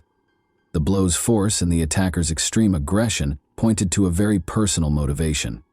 The victim's identity and the circumstances surrounding his death were unknown, although investigators conjectured that the crime was motivated by hatred or a personal grudge. Investigators were able to recover multiple fingerprints from the remains despite the body's state, which was deteriorated by scavenging wildlife and decomposition. No matches were found when the prints were scanned through criminal databases. The absence of previous records indicated that the victim had never before encountered legal issues. However, investigators were able to identify the victim after uploading the prints to the Department of Motor Vehicles database. Henry Stange, a 54-year-old resident of the Californian suburb of Murrieta in Riverside County, was the owner of the remains. About 90 miles separated Henry's home and the location of his body's discovery. In an attempt to learn more about how and why his life had ended so tragically in the isolated Joshua Tree wilderness, investigators immediately went to his home. Henry Stange lived alone in a messy bachelor pad that mirrored his solitary way of life. Empty pizza boxes and takeout containers littered countertops, and personal items were strewn all over the house. There were no indications of forced entry, theft, or a struggle, but the place lacked the coziness of a home that had been inhabited. Whatever had happened to Henry had obviously happened somewhere else. The most disturbing finding was waiting for investigators in the house's attached garage. This area, which was probably the location of the crime, told a graphic tale. The storage boxes, tools, and walls were all covered in dried blood splatter. A sizable pool of congealed blood lay on the floor, partially smeared as if someone had tried to clean it but quickly gave up, as indicated by the empty bottle thrown close by. There was a heap of blood-soaked rags in the garage corner that had been heavily bleached. Investigators discovered what looked to be the weapon used in the crime, a heavy dumbbell smeared with dried blood near the front door of the house. Wires hanging overhead indicated that a security camera had been taken out by force. Additional cameras were discovered, torn from their mounts in the living room and hallway upon closer examination of the house. The perpetrator of this heinous act was aware of the camera locations and had taken them to remove any possible proof. Regretfully, investigators had little evidence left by the offender. No shoe prints or foreign fingerprints were found, and Henry was the only one with blood or DNA.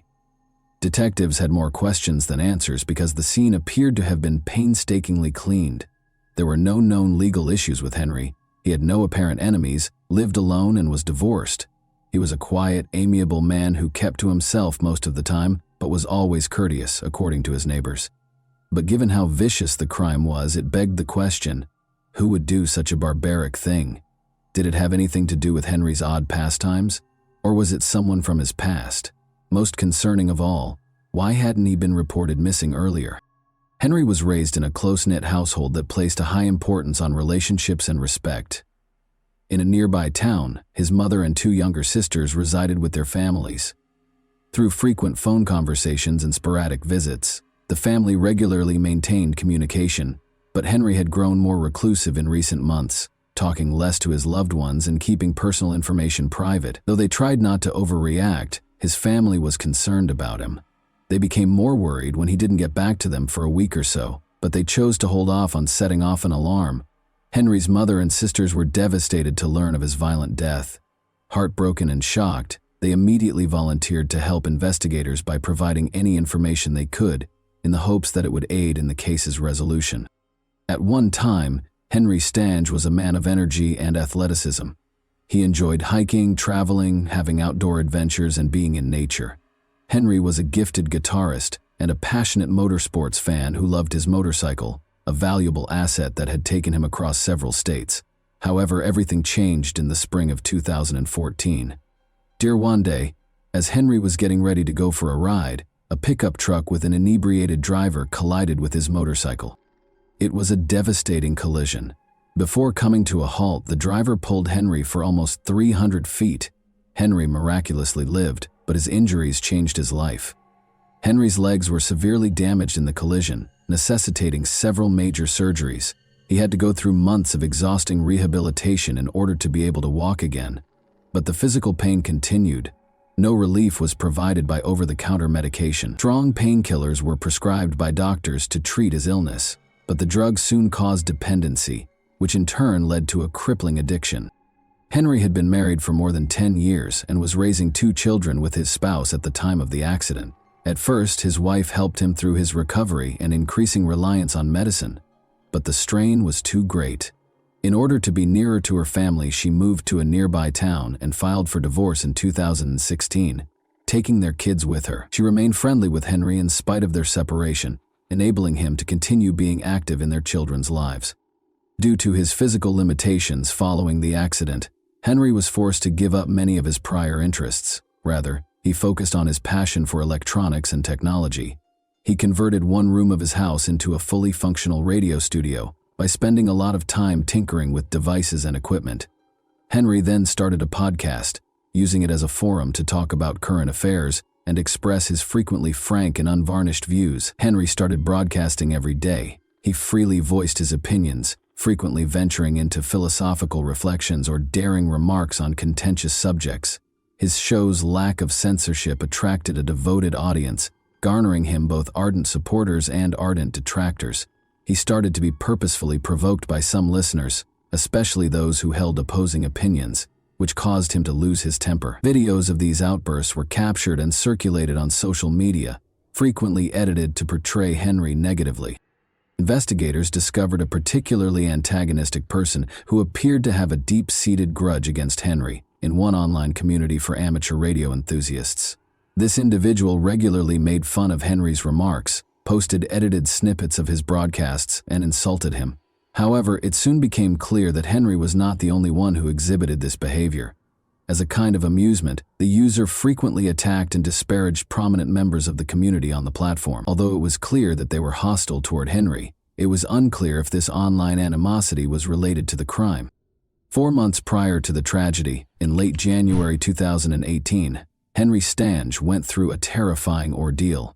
His family claims that while he was asleep, someone broke into his house in the middle of the night. After breaking in through a window, the intruder struck Henry repeatedly in the head with a hammer. Since nothing was taken from the house, it is obvious that a personal grudge was more likely to have been the motivation than robbery. When they left, the assailant took the hammer that they had brought. Henry surprisingly chose not to call the police to report the incident. He installed covert security cameras all over his house instead, taking matters into his own hands. The person who broke into his house the second time was aware of the camera's locations. Henry's last known podcast broadcast was broadcast on the evening of Thursday, May 24, 2018, according to investigators piecing together his last days. After that, his utilities showed no activity, no text messages, and no records of incoming or outgoing calls. Investigators concluded that Henry's death occurred on this day because neither electricity nor water had been used since that evening. Those closest to Henry were interviewed by detectives as the first step in their investigation. They found out that he was still going through the divorce process. After the split, the couple had been embroiled in a contentious legal dispute over Henry's residence, despite his and his ex-wife's best efforts to keep things civil for the benefit of their 2 kids. In the meantime, his ex-wife had moved in with her mother along with their kids. When it was discovered that Henry's ex-wife had been paying the house's utility bills, the tension increased. Henry survived on a meager disability allowance following the accident that prevented him from working, but it was insufficient to cover all of his expenses. She continued to provide financial support to him even after they split up. Henry's ex-wife reportedly paid him occasional visits, according to the neighbors, most likely to settle their property dispute. However, the couple's shouting matches could be heard all over the neighborhood, as these visits frequently turned into loud arguments. An important question was brought up by the discord. Was the mother of Henry's children really so desperate to settle their dispute over the house that she went to such lengths? Henry's ex-wife emerged as the main suspect at this stage of the inquiry. She gave a somber account of their relationship when detectives brought her in for interrogation. After Henry's motorcycle accident, his ex-wife claims that their once happy and stable marriage took a drastic turn. The prolonged use of prescription drugs changed his personality and made him more challenging to live with, despite her best efforts to help him heal and adjust to his new life. After a while, she felt compelled to depart. She made sure he had a roof over his head by continuing to support him by paying his bills, even after they parted ways. It was challenging for investigators to ascertain whether she could have committed such a horrible act because of her financial support and loyalty. The investigators needed to do more research. Even though Henry's ex-wife continued to be interesting, her story presented a more nuanced picture that necessitated more research into Henry's tense relationships and unspoken conflicts. At first, Henry's ex-wife tried to settle their property dispute amicably, but when Henry brought a young girlfriend into his life, things drastically changed. Conflict arose when he declared that he and his new partner would be living in the house. Henry seemed so consumed by his passion that he completely forgot about his children's needs. Despite their disagreements, Henry's ex-wife didn't seem to have any reason to hurt him. Instead, she was sympathetic to her ex-husband. She also had a strong alibi for the day that investigators thought the crime was committed. She was in another state for a week-long business trip. Now that she was no longer under suspicion, investigators focused on the enigmatic young lady Henry had fallen so deeply in love with. According to Henry's mother, her son started dating Ashley Stapp, a much younger woman who was only in her early 20s, approximately 10 months prior to his passing. Both Henry's mother and his sisters disapproved of Ashley because they thought her actions were strange and her motivations were unclear. It was difficult to see why the young college student had chosen Henry, considering his age, disability, and dependence on a meager disability allowance. Even though Ashley didn't seem financially driven, it was clear that she had personal motivations for keeping the relationship going. As the romance developed quickly, Henry's family became concerned and made an effort to alert him to possible dangers. But Henry brushed their worries aside, announcing with pride that Ashley was his perfect woman. Further information was given by a neighbor who mentioned that Ashley frequently visited Henry's house and that they had spoken on multiple occasions.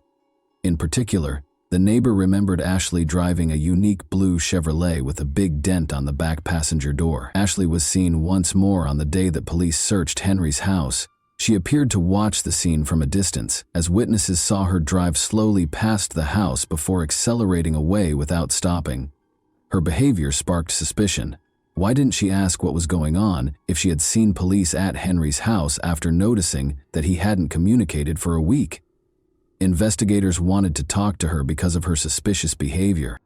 Ashley's social media profile showed a shocking turn as investigators dug deeper into her past. Henry was not mentioned in her public images or posts. Rather, it seemed that she was in a committed relationship with another man, a young, healthy American. Marine, the man in question turned out to be U.S. Marine Corps Lieutenant Curtis Kruger, who was 30 years old. Images of Ashley and Henry together showed them smiling and embracing, but there was no sign that Ashley was involved with Henry. This disclosure raised serious concerns about Ashley's genuine motivations and the dynamics of her relationships with both men, by implying a complex web of lies and deceit. It was now up to investigators to ascertain whether the violent crime that killed Henry was caused by the unstable conditions of this covert love triangle. Due to his military career, Curtis Kruger was constantly on the move and rarely had the opportunity to see Ashley Stapp. Weekend visits made up the majority of their relationship, and even those were not assured. When they were able to get together, they frequently went out of town to spend time together privately. Ashley blended in with Curtis's world, occasionally visiting him on base for family days and other military functions. In fact, the couple had already started organizing their wedding. Curtis frequently talked about Ashley being the woman of his dreams and how he would never want to lose her. But there were still questions in his mind. He told his sister about Ashley's repeated disappearances, her inability to return his calls, and her lack of justifications. Curtis put tracking software on Ashley's phone out of suspicion in order to keep tabs on her whereabouts. Before long, he had discovered the truth. At a gas station close to Henry Stange's house, Curtis confronted Ashley. She gave Curtis the address and, under duress, acknowledged where she had been spending her time. But instead of admitting to being unfaithful, she disclosed a concerning secret. Ashley stated that she had become dependent on strong painkillers as a result of a hip injury she had suffered years prior. She added that Henry had been attempting to cut back on his use because he was also struggling with a similar addiction. He had a lot of medicine left over from this effort, which Ashley had been taking for herself. She accused Henry of being abusive and said he made her give something in exchange for the medicine. Her story infuriated Curtis, who decided to take matters into his own hands. On a chilly January night, armed with a hammer, he broke into Henry's house and assaulted him while he slept. Curtis later confessed his actions to his sister, who would later become a crucial witness, after he thought he had killed Henry. Curtis was unaware that Henry had survived the assault. Henry believed the assault was connected to his vocal podcasting, so he chose not to notify the authorities. He was unaware that the attack was focused on his girlfriend and her double life. Detectives had a problem because Curtis and Ashley were the main suspects. Both suspects could have requested legal representation and exercised their right to remain silent, which could have delayed the investigation, and they did not have enough evidence to make an arrest. To get around this, the police came up with a cunning scheme to surprise the two, a trap that would eventually reveal the truth. In order to monitor Curtis and Ashley's phone conversations, the authorities first secured a court order. Officers then went to Ashley's brother and asked him if he recognized anyone in a picture of her with Henry. He said he didn't know the man next to her, but he recognized his sister right away.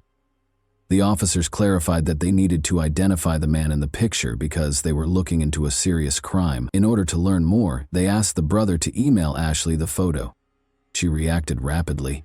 Ashley said she didn't know who the man was or anything about a crime when she called her brother. Ashley called Curtis in a panic shortly after. She explained that the police had somehow linked her to the investigation during the tearful conversation. Confident that they had hidden the body in the desert and removed the cameras to cover their tracks, the two suspects expressed bewilderment over how this had occurred. Although they refrained from using overt language regarding the crime, they did discuss certain details that would only be known by someone who was directly involved in the events. Curtis and Ashley were taken to the station separately for interrogation after being arrested on the same day. Curtis asked for a lawyer and instantly refused to talk, but Ashley found herself facing the taped version of her chat with Curtis. She started confessing after realizing she couldn't deny her involvement. At first, Ashley's remarks were ambiguous and inconsistent. Although she acknowledged being at the scene of the crime the night of the attack, she denied seeing the assailant. She initially claimed that Henry was ambushed in the garage after he went to investigate a break-in at the house. Ashley's story changed when investigators showed evidence that her and Curtis's phones were tracked to Henry's house the night of the crime. She acknowledged having a romantic relationship with both men for almost 10 months. Curtis made the decision to confront him after learning of her relationship with Henry. Ashley admitted that he thought Ashley would avoid Henry after Curtis attacked him in January and seriously hurt him. Curtis, however, was furious to find out that she was still seeing him. Curtis drove to Henry's house the night of the crime and attacked him once more. Ashley acknowledged that she had assisted Curtis in hiding the crime. She disclosed that she had guided him to the location of Henry's security cameras, assisted him in taking them down, and helped conceal Henry's body in the desert.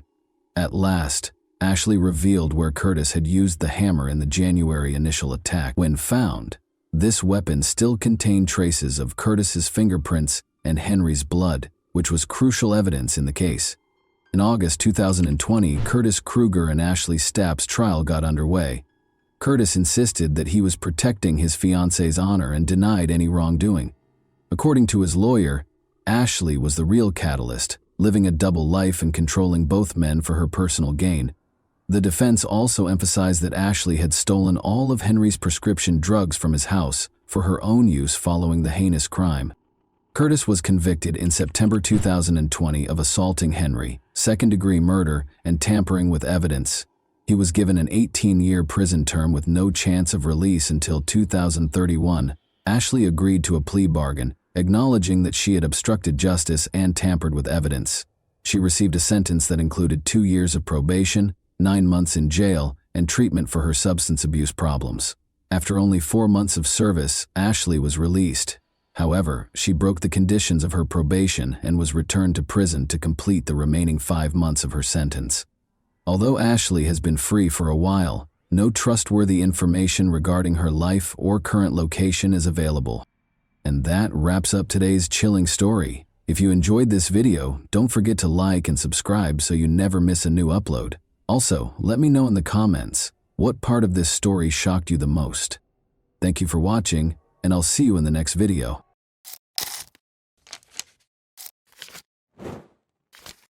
Hey guys, welcome to my channel, and today we're going to take a look at another horrible case with you. Crime is frequently associated with a particular motivation. Acts by people with mental health conditions, those under the influence of alcohol or other controlled substances, or incidents that happen during periods of severe emotional upheaval may be exceptions. Although the phrase motiveless crime is used, criminologists contend that the majority of these cases have unidentified hidden motives. Ohio as a whole was rocked by the disappearance of college student Emily Murray in 2000.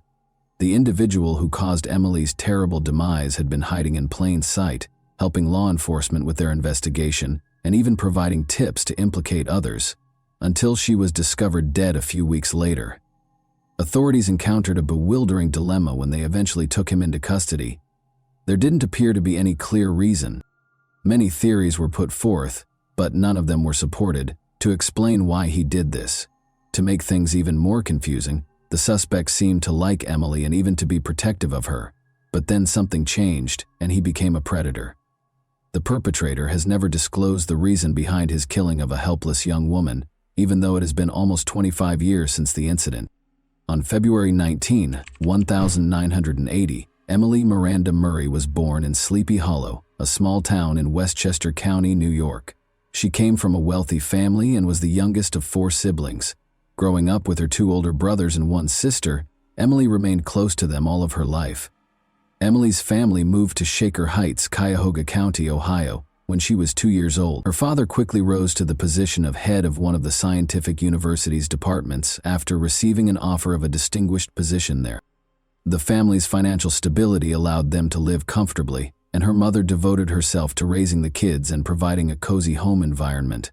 The Murray children achieved academic success, graduating with honors from high school and attending prestigious universities. Emily in particular had a strong interest in biology and medicine and hoped to work in these fields. She frequently placed at the top of her class and was acknowledged as a gifted student. Interestingly, Emily was also able to work part-time jobs and donate her earnings to worthy causes. Emily's parents' strong Christian beliefs had a significant impact on her upbringing. Emily followed the family's example by attending church on a regular basis and being always willing to lend a helping hand to those in need, both verbally and physically. She spent a year traveling the world with different humanitarian organizations after graduating from high school. She visited New Zealand, Australia, Japan, and a number of European nations during this trip. Emily Murray moved into the campus residence halls at Kenyon College in Gambier, Ohio, in 1998 to start her studies. According to those who knew her, she was a positive influence on everyone around her, full of vitality and vitality, Emily was very driven, kind, sympathetic, and personable. She did, however, have a sensitive side and frequently displayed moments of melancholy and vulnerability. She wrote down her deepest worries, dreams, and thoughts in a private journal. Emily was in her junior year of college by 2000. She continued to be actively involved in church-based charitable work and worked evening shifts as a waitress at a nearby restaurant in addition to her rigorous academic schedule. She appeared to manage her enormous workload with poise. She even managed to make time for her personal life, going to events that she loved. But soon, it would be evident that her life was more complicated than it seemed. Emily's bed was empty when her two roommates in the dorm woke up on Tuesday, November 3, 2000. They couldn't figure it out. Emily was always thoughtful and informed them if she would be spending the night somewhere else. They thought she might have gone straight to class or stayed late at work because her restaurant shift had ended at 2 in the morning. However, things started to feel strange when they discovered that her notes and textbooks were still on her shelf. The roommates asked friends if anyone had seen Emily before leaving for their lectures in the morning. As it happened, she hadn't been seen since the day before and hadn't attended any of her classes. Her friends initially attempted to explain the situation in the hopes that there would be a plausible explanation, even though her absence was disturbing. Emily had been anticipating the celebration of a close friend's 20th birthday for weeks, and it was scheduled for that evening. She had picked out a thoughtful present and even assisted in planning a surprise for the birthday person. Emily could not imagine missing the party, but her friends became increasingly concerned when she failed to appear. They contacted Emily's family in a desperate attempt to get answers, believing that she might have returned home because of an emergency. When her parents learned that she had disappeared, they became very upset. Desperate to learn what had happened to their daughter, they drove to Gambier that same evening to participate in the search. The Murrays and their older children had reached the campus by morning, and they were desperately attempting to determine what might have happened to their youngest daughter. By then, the college community had become aware of Emily's disappearance. She was not found despite the efforts of several volunteer groups, friends, and classmates. She appeared to have disappeared completely. Emily's car, a dark green Subaru Outback that her father had given her for her 20th birthday, was also found to be missing. The Murrays immediately contacted campus security to report the missing student and ask for assistance in setting up a search, but their worries were dismissed with indifference. Security personnel waved away their concerns, speculating that Emily was probably hanging out alone with a boyfriend and would be back shortly. The family was told to wait a bit longer, even though they insisted Emily would never leave without telling anyone. Emily had not been seen for over 24 hours, and her family was becoming more and more desperate. They reported a missing person to the local police after realizing that campus security would not be able to assist. They were shocked to learn that police initially appeared to minimize the incident as well, assuming Emily might have taken an unplanned break or gone off on her own.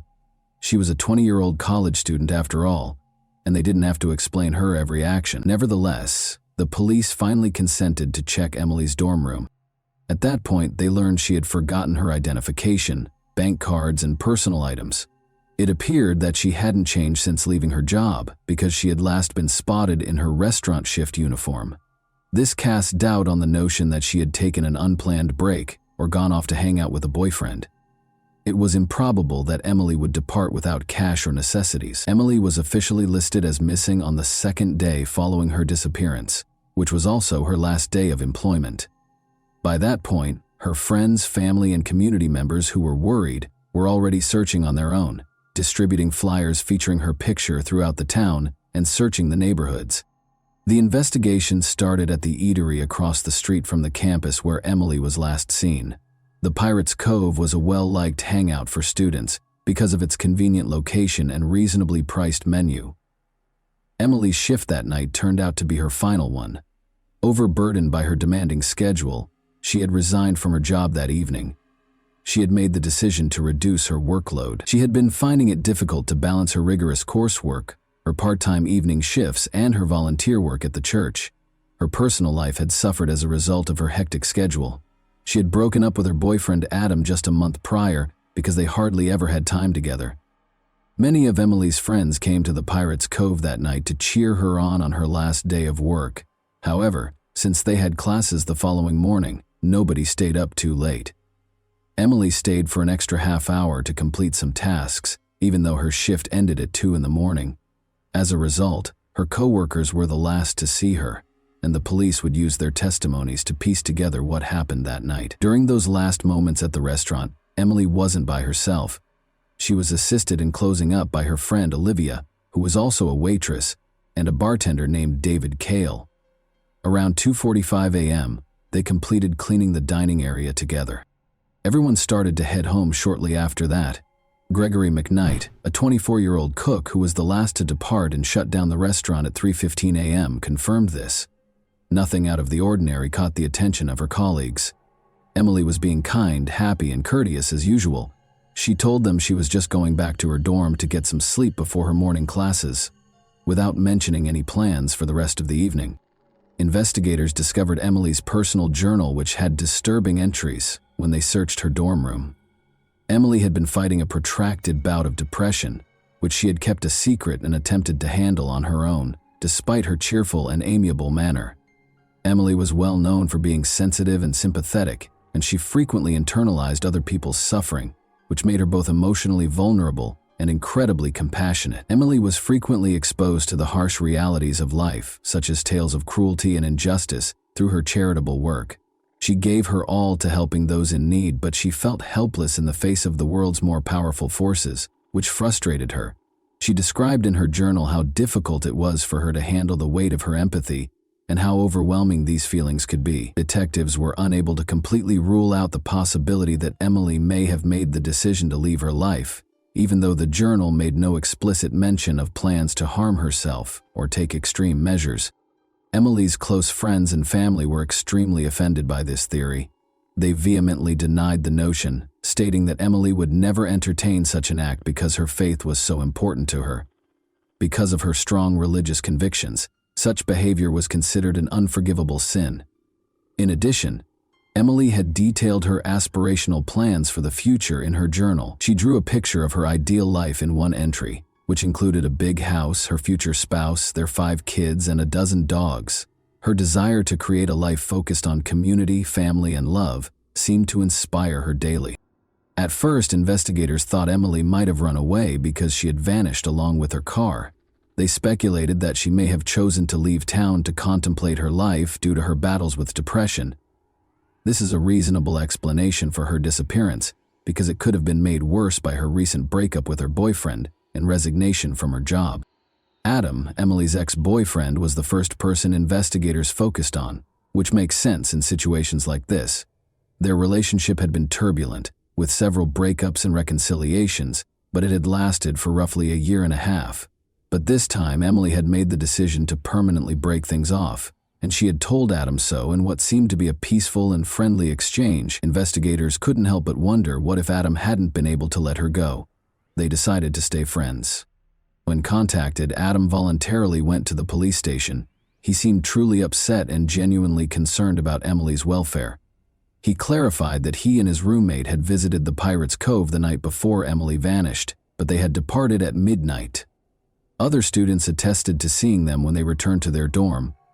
According to 2 other roommates, Adam and his roommate spent the remainder of the night inside. Adam was promptly ruled out as a suspect because he had a strong alibi and no evidence of involvement. After that, investigators focused on Emily's colleagues. In the course of their investigation, one of the Pirates Cove's cooks revealed an unexpected fact. Emily was rumored to have rejected the romantic feelings that the bartender David Cale had for her. Emily and Cale worked the same shift, stayed late to close, and left the restaurant 10 minutes apart on the night of Emily's disappearance. After she turned him down, could Cale have waited for her outside and hurt her in some way? They brought David in for another round of interrogation.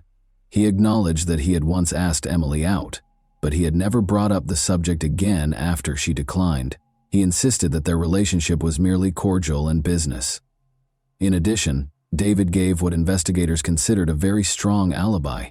He was picked up from the restaurant by his father after his shift, and they immediately drove to another state to attend his sister's wedding. Investigators had no evidence to connect him to Emily's disappearance after the alibi was confirmed.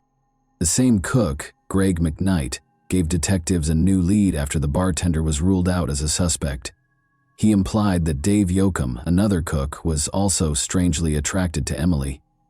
Dave had a reputation for having trouble relating to women. When rejected, he was prone to losing his temper and was awkward and rude. This behavior was corroborated by other waitresses, who also reported that Dave had awkwardly approached them. He frequently made scathing comments in response to his attempts being rejected and acted in a generally disrespectful manner. Additionally, investigators found it highly suspicious that Yoakum was fired from the restaurant after a heated argument just 4 days after Emily vanished. Yoakum had not been at the restaurant the night Emily disappeared because he was off work, but detectives had to question him and find out where he was. When asked, Dave said he was genuinely shocked to be named as a suspect in the case.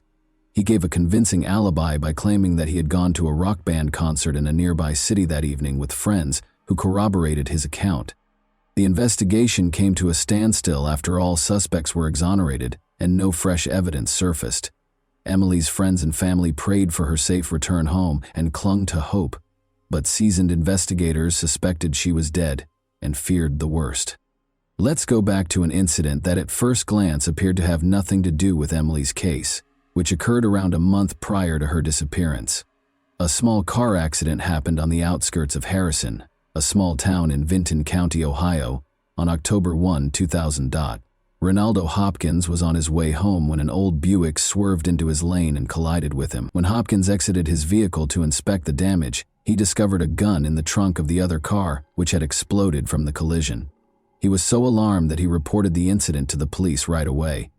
Authorities permitted the other driver to depart, even though he was fined for the collision, and the gun was seized. That same driver was accused of participating in a theft on December 9, 2000, more than 2 months later. He lived in a remote trailer park according to the case documents, so 2 officers were sent to deliver a court summons demanding that he come in for interrogation. Officers discovered the trailer in a remote location, far from the other homes in the park. When they got there, 2 rusted, damaged cars that looked unlikely to ever run again were parked in front of the property, which gave the impression that it was deserted. But the officers found a dark green Subaru Outback behind the trailer, which didn't fit the scene. They verified that it was Emily Murray's car, which was reported missing along with its owner, after searching the license plates through their database. The name of the resident of the property where Emily's car was found, as well as information about the car's discovery, were promptly forwarded to the Gambier Division looking into her case.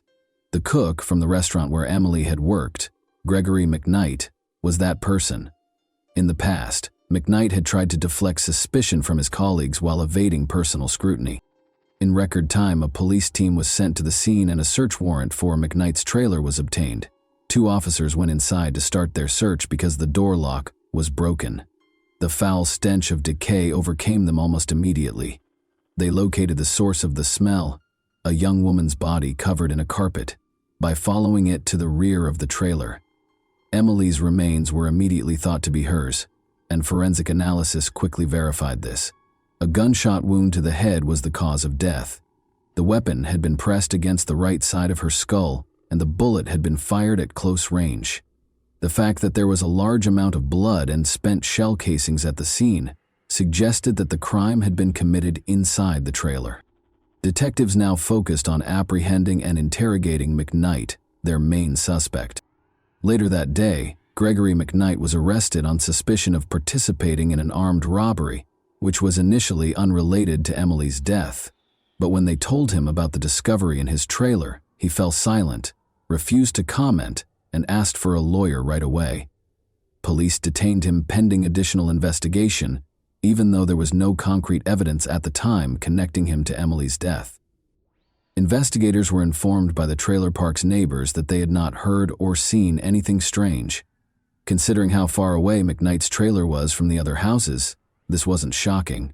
The property itself was in poor condition, with rusted, dilapidated cars all around it and trash all over it. Investigators searched the area extensively in the hopes of finding more evidence. They soon discovered a small, overgrown well beneath a sheet of metal that was weighed down by a fallen tree. After draining the well, researchers found a human skeleton at the bottom that seemed to be that of a man. Other bone fragments were discovered nearby, dispersed throughout the property.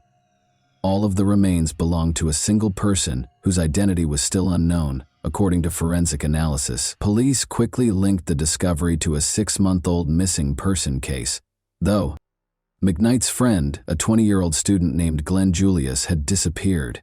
According to Glenn's girlfriend, he was planning to go to a party with McKnight the last time she saw him. Following the start of the Glenn Julius search, Gregory McKnight emerged as the main suspect, but according to McKnight, Glenn and he got into a fight at the event, and Glenn drove off with a few new friends. No one saw him again after that. Although they couldn't find any hard evidence to link McKnight to the disappearance, investigators also couldn't find any evidence to back up his story. Thus, he was set free.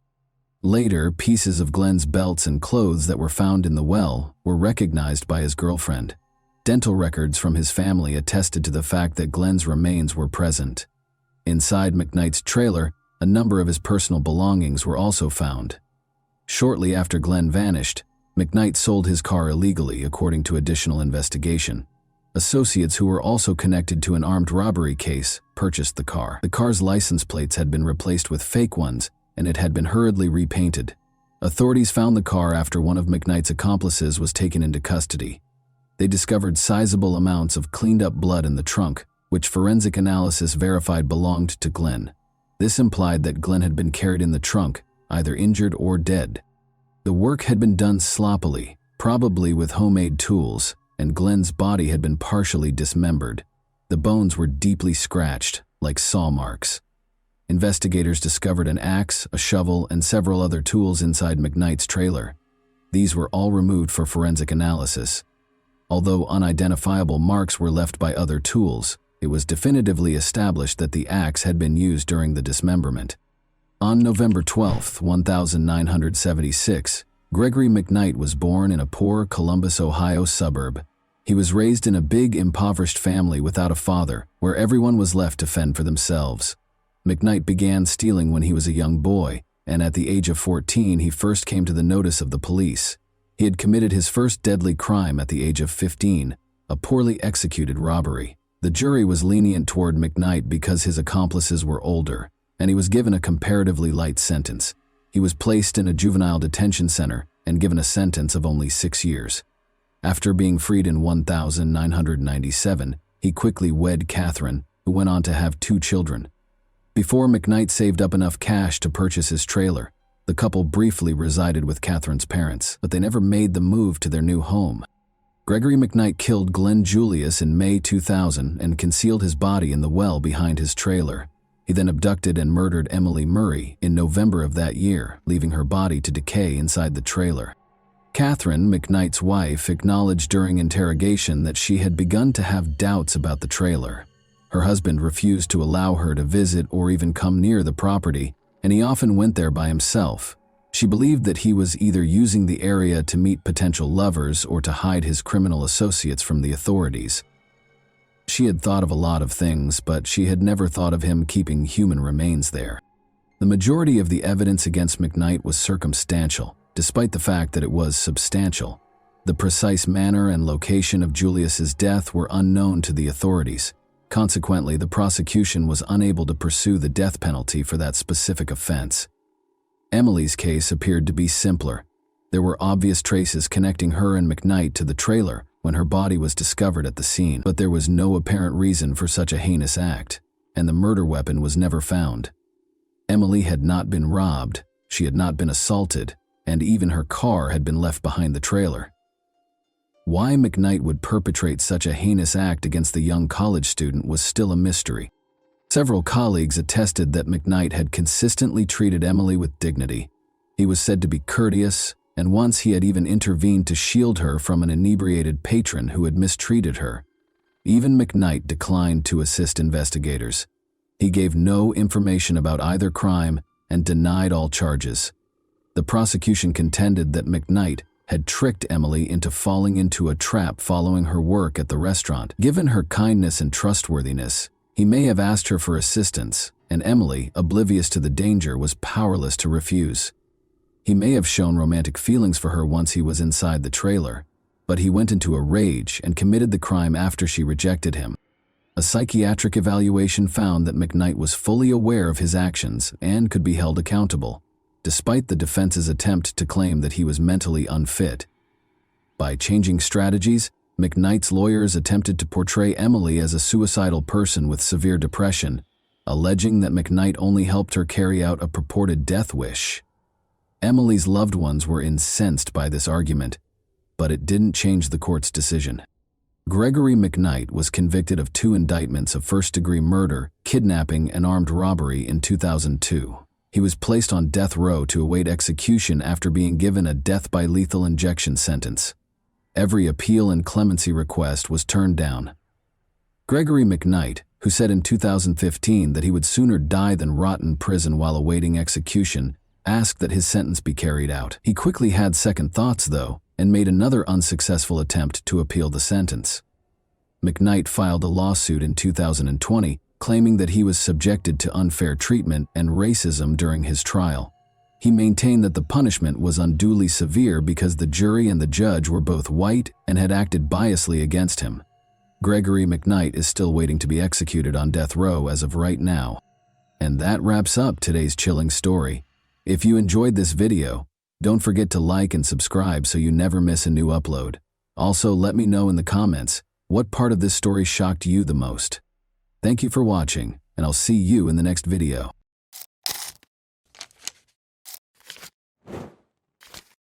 Hey guys, welcome to my channel, and today we're going to take a look at another horrible case with you. The funeral of 15-year-old Holly Newton, who was described as a popular girl who was loved by many, took place in Hexham, England on February 17, 2023. To honor the helpful and compassionate teen who was attacked in the sleepy country town on January 27, hundreds of people joined a procession towards Hexham Abbey. Some people are just too good for this world, and Holly was one of them. Elisa Fletcher, Holly's mother, said to mourners at her service about her shy daughter who loved to perform for others. 4 black horses with purple jackets, her favorite color, pulled Holly's white coffin down the high street, with purple flowers and condolence notes adorning the top of the coffin. A single read, "Till we cross paths again, sweet Holly, in the sky, rest soundly. I will always love you." Therefore, we will examine events that occurred in England in 2023 today. When Holly Newton's story made the news on television, she was only 15 years old. Detectives obtained disturbing CCTV footage that showed Holly's final moments while they were looking into what had happened to her. Earlier this month, a verdict was rendered in the case. Holly Newton was regarded as a bright, kind person with a bright future. According to her family and friends, Holly was a kind and considerate young woman who had a positive impact on everyone around her. Holly, who was well known for her gregarious nature, enjoyed socializing and hanging out with friends. She was able to quickly establish common ground with others thanks to her amiable manner. Holly was a quiet girl with a strong moral compass who enjoyed dancing. According to her mother, Holly Newton and Logan McPhail first connected through their participation in Army Cadets, a youth organization that offers military training and activities to young people. This setting frequently brings together individuals who share interests in outdoor activities, discipline, and teamwork. They started off as a normal adolescent couple. They spent time together in social circles and with similar interests. But as their relationship developed, Logan's domineering behavior made it more and more problematic. His insistence on always knowing Holly's location and his meddling with her social media accounts were just 2 examples of how this control showed up. According to reports, he altered her passwords to restrict her social interactions, which is a classic indication of controlling behavior in which one partner tries to control the other. Family and friends have observed Holly growing more and more alone. Holly initially continued to date Logan in spite of these warning signs, which is common among teenagers who might not completely comprehend or identify the warning signs of an unhealthy relationship. Holly's first and only boyfriend, Logan McPhail, was described by her mother, Elisa Fletcher, as a typical adolescent relationship with ups and downs. Logan stayed with Holly's family on the weekends. When Logan visited Holly's mother and stepfather, they were unaware that he was acting like the good guy. But Holly and Logan's relationship issues escalated like a snowball.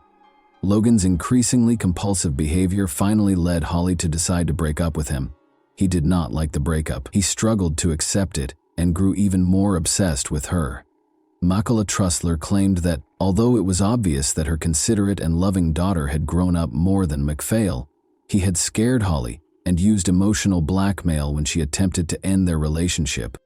She added that MacPhail had been obsessed with Holly and believed that if he couldn't have her, then no one else could, and that I was unaware of the magnitude of the turmoil Holly was going through at the time. She also claimed that she was unaware of the emotional pain Holly was going through when she attempted to end her relationship with MacPhail, and that warning signs of his domineering behavior were not identified until it was too late. MacPhail reacted angrily to the split. Holly made it clear that she wanted to move on, but he still tried to control her life and started following her around town. On the evening of January 26, MacPhail showed up without permission outside her Halt Whistle home, and the police had to escort him back to his Bertley residence. In fact, Holly and her parents were scheduled to meet with the police to talk about their concerns regarding MacPhail. However, a tragic turn of events occurred when MacPhail showed up at their Halt Whistle home without permission and demanded to speak with Holly on the evening of January 26th-noon-middle hour. Michaeli Trussler, Holly's mother, called Northumbria Police Amir. Holly pleaded for the meeting to be rescheduled so she could go out with her friends after school on January 27, which was originally planned for around 4 p.m. The police meeting was rescheduled for the evening, but Holly suffered a terrible incident just hours before the scheduled time. CCTV was used to reconstruct the events that transpired the day after MacPhail unexpectedly appeared outside Holly's home. He was unable to come to terms with Holly's breakup. He left school early the next day, carrying a kitchen knife in his backpack, and took the bus to Hexham, where he waited for Holly to leave town. He was wearing all black, with a baseball cap and black face mask to hide his identity. For approximately 45 minutes, MacPhail accompanied Holly and her friends as they explored a shopping mall and a recreation center. Additionally, he repeatedly called Holly's loved ones via voicemail in an attempt to persuade her to meet with him in person, while Holly went to a takeout place on the town's high street with the boy. Then he went up to her and asked if she would like to speak with him in an alleyway nearby. MacPhail followed him and then attacked Holly violently, stabbing her several times. Her friend left the store when he heard Holly scream and stepped in to stop him from getting stabbed in the leg and shoulder as well. On Friday, January 27, 2023, just after 5:10 p.m., police received a call reporting that a boy and girl had been severely beaten in the town center's Priest Popple neighborhood. Despite the efforts of medical staff, they were both taken to the hospital after emergency services discovered them in a nearby alleyway with multiple stab wounds. Holly passed away after 36 injuries. 6 days prior to the attack, she ended her relationship with MacPhail. After receiving treatment, the boy, who cannot be identified for legal reasons, was released. After being held in a bus shelter by courageous bystanders, officers quickly took 16-year-old Logan MacPhail into custody at the scene. He identified himself and provided arresting officers with the victim's name, as evidenced by body cam footage. Then, talking to an officer in the back of a police van, he allegedly confessed, "She was being too horrible to me." Later, MacPhail said, "I can't read or write, I know nothing," and refused to provide officers with his birth date. Following the assault, MacPhail was accused of killing Holly Newton and wounding another 16-year-old. In police interviews, MacPhail revealed his intention to kill Holly, stating unequivocally that he did so because she was terrible to him. He did this with a chilling lack of emotion. MacPhail's legal team claimed that his autism diagnosis and learning disabilities rendered him ineligible to enter a plea, which caused the case to take 18 months to reach court. This would have indicated that he was unable to fully understand the criminal proceedings, but the judge decided that he was able to follow the trial's progression after hearing testimony from a number of experts. Jurors disagreed with the defense team's assertion that he was unaware of the repercussions of his actions because of his numerous problems. To give yourself the best chance of attacking Holly without anyone noticing, you told MacPhail that you wanted to get her into the alleyway, which was out of sight. I'm glad you chose to attack Holly because you could tell by her responses at the bus stop that she was not amenable to the idea of getting back together. Despite your feelings of jealousy and resentment, you were still able to figure out where you could attack her most effectively, so you waited for the right moment. After convincing her to move a bit further into the alleyway, you waited until one of the onlookers had left before pulling the knife from your pocket and attacking her in a vicious and brutal manner. According to the judge, Holly suffered severe knife wounds to her jaw, skull, backbone, and shoulder during the murder. It was a horrible thing to do to stab her head in that manner, Justice Hilliard continued. Holly was in such terrible shape that her mother was prevented from seeing her in the ambulance and alley. You applied so much force that the knife broke and the blade became distorted. It was extremely uncommon to see a knife so damaged, according to the pathologist. You knew how final death was, so I'm sure you planned to kill her. According to the judge, MacPhail probably carried the knife that day in order to intimidate Holly by hurting himself, and made plans to attack her once it became apparent that their relationship would not be continued. Justice Hilliard added shortly before the murder that she had the right to end the relationship if she so desired, and spend time with anyone else she wanted. As he concludes his sentencing remarks, Mr. Justice Hilliard states that he considers how significant MacPhail's relationship with Holly was to him, given the circumstances of his chaotic home life. Your speech impairment hindered your ability to form friendships and relationships with other people, so you placed a high value on your relationship with her. This made its ending all the more difficult for you to process and work through, the judge adds. He claims that although MacPhail has also apologized, he has attempted to place some sort of blame on Holly. The judge tells MacPhail that it was evident from your testimony to the jury that you had convinced yourself that Holly had mistreated you. She also notes that your initial response at the scene was to accuse her of being terrible to you. I believe that this belief lessens or moderates the amount of regret you felt prior to the verdict being announced. In a devastating statement, Holly's mother described the day she found out what had happened to her daughter. Despite having admitted manslaughter, MacPhail was found guilty of both murder and intentionally wounding the teenage boy. He claimed during his trial that he wanted to return some of Holly's belongings, including clothes, teddy bears, and slippers, but he had none of it with him when he was taken into custody. For willfully injuring a fellow young man who attempted to halt the assault, MacPhail received a life sentence with a minimum of 17 years and an additional 5 years. MacPhail was informed that he would only be released when it was safe to do so, even after serving the minimum sentence. Detective Darren Davies of Northumbria Police said following the sentencing that the case was truly devastating, and that MacPhail had cruelly taken away Holly's future. Naturally, nothing can undo the terrible things that happened that night. But I hope the outcome today will give her loved ones a sense of closure so they can try to move forward. Detective Davies added, the choices he made that evening have permanently altered the lives of countless people, and he will now have plenty of time in his cell to reflect on that. Given the suffering this incident has caused so many people, we would implore everyone to reconsider carrying a weapon of any kind. And that wraps up today's chilling story. If you enjoyed this video, don't forget to like and subscribe so you never miss a new upload. Also, let me know in the comments, what part of this story shocked you the most? Thank you for watching, and I'll see you in the next video.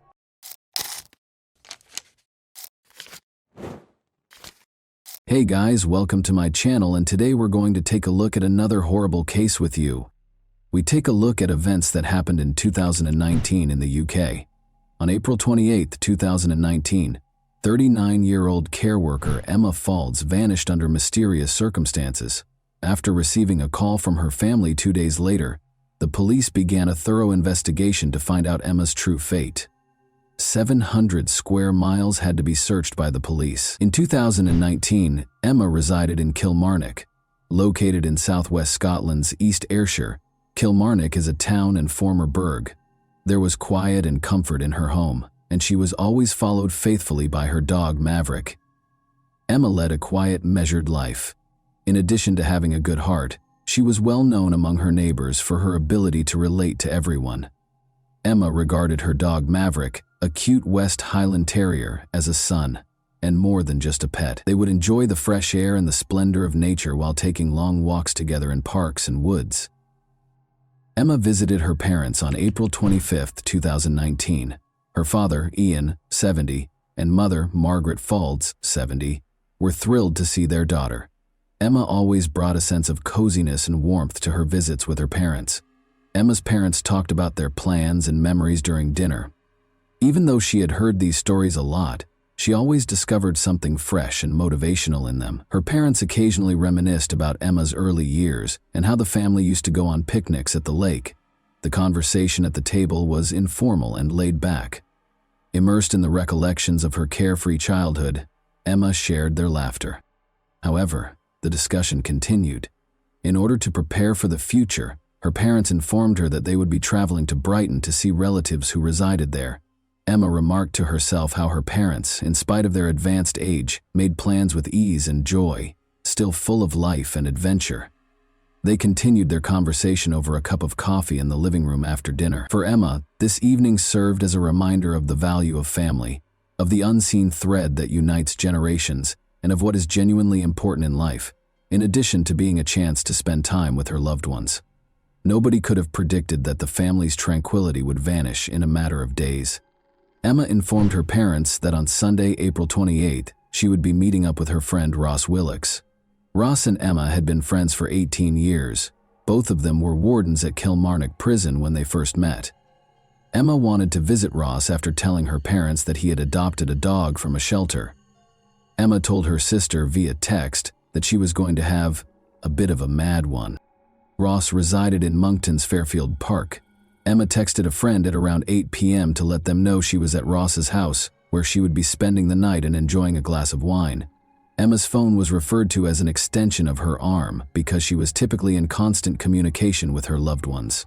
However, Emma didn't text or call any of her family members or friends the following day. Margaret, her mother, said this was completely uncharacteristic. Emma's parents were in Brighton visiting relatives on April 30th. Emma's employers called her mother, Margaret, to inform her that her daughter had failed to show up for work. Emma's parents were immediately aware that something was amiss because she spoke to a friend or family member every day. "We were on edge and decided to report her missing because it was so unlike her," said her dad. Around 4:30 p.m. when police officers broke into Emma's apartment on Fullerton Street in Kilmarnock that day, they found her pet dog, Maverick, home by himself. A neighbor had heard Emma sobbing. Everyone knew Emma well enough to know that she would never leave her dog alone. Emma kept Maverick in a cage during his recovery from a recent operation on his cruciate ligament to prevent him from jumping and running around. The investigation, known as Operation Soljan, immediately focused on Ross Willocks because he was the last person to see her alive. At approximately 11 p.m., Willocks informed officers that Emma had made the decision to drive back to her apartment, which was less than 9 miles away. He claimed that while they were at his Monkton home, she became anxious about her recently operated dog and wanted to bring it home. They chose to visit her apartment. He claimed that after traveling with her, he took roughly a dozen lines of cocaine. According to Willocks, Emma was cheerful and upbeat and was having fun. She was planning a cruise and discussing her upcoming 40th birthday. At around 7 a.m., he said, he took a taxi home. April 29. After Emma was reported missing, her sister, Myram Faulds, who works in Abu Dhabi, went back to Scotland to assist in the search. On May 1, 2019, she took a plane back to Scotland and started assisting with her sister's search. Emma vanished the following day, leaving a profound sense of unease and uncertainty in her wake. Her family launched a difficult and demanding search for her as soon as they couldn't get in touch with her. The police swiftly acted, coordinating with Emma's friends and relatives. Soon, informational pamphlets with Emma's picture were lining the city's streets. They asked that anyone with information about her contact the police, and they included information about her last known location. On social media, word of Emma's disappearance spread, and every post on her family page drew an increasing number of supportive comments and wishes for her safe return home. Desperate, Emma's family begged for assistance from the public every day. The authors wrote, "Any detail could be crucial. Please help us find Emma." The police also asked for assistance from the town's residents, realizing how urgent it was to solve the case. Private CCTV camera owners were asked to review their footage by detectives. Maybe something suspicious would be captured on camera, or perhaps Emma's figure would be glimpsed among the typical street scenes. A strong feeling of unease was mingled with both hope and fear. Everyone who knew Emma and cared for her, however, remained hopeful.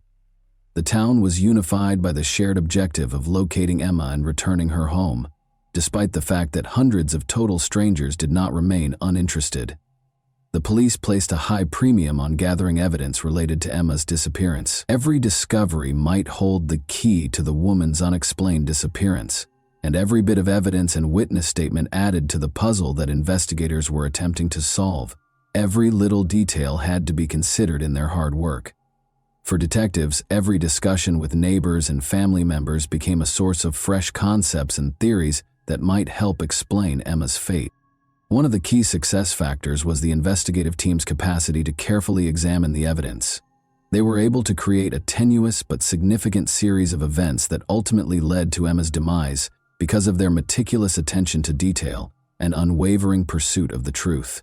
Furthermore, it was critical that the investigators take into account both the psychological and physical evidence. They made an effort to learn more about Emma's personality, relationships with other people, potential enemies, and the reasons behind her actions that most people would find improbable. Emma's vehicle was essential to the chronology. At 5:39 p.m., dash cam footage showed the blue BMW 1 Series parked outside Ross Willocks's residence. April 28. Emma's car was parked outside her house the following morning, but strangely it was parked on the other side of the street. Emma always parked her car directly outside her apartment because she suffered from obsessive-compulsive disorder. When the police were able to obtain footage from a private CCTV camera, they were extremely fortunate to discover that Emma was not the driver of the car, but rather a man. Let's examine the video that was made public by the police. If you pay close attention, you can see the driver cleaning the dashboard and steering wheel of the vehicle. Investigators think Ross Willox was the driver of Emma's car and was aware of Emma's fate. After Emma was reported missing, her family and friends posted posters and handed out leaflets throughout Ayrshire. But Willox chose not to participate. Sarah Falls, Emma's sister, told investigators that she spoke with Willox after Emma vanished, and he provided her with 2 different accounts of what transpired. "Hi Ross, I'm just wondering if she's still with you. No one's seen her," she texted Willox on April 30, 2019, to which he responded that she wasn't with him. In a subsequent message, Willox told Sarah that he had driven Emma home himself. When Sarah inquired about the time of her departure, he replied, "Sunday. Maverick was getting rowdy with my dog, Patty, and Emma was getting stressed." Experts started using CCTV and cell phone analysis to map Willox's movements as the hunt for Emma grew more intense. CCTV footage of Willox purchasing bleach, rubber gloves, and tins of outdoor disinfectant from multiple stores was found. When we put all those pieces of evidence together, it painted a suspicious picture of Ross Willox's movements. They also looked into his background and found that he had previously constructed wind farms in Dumfries and Galloway, close to the Galloway Forest, according to Detective Crombie.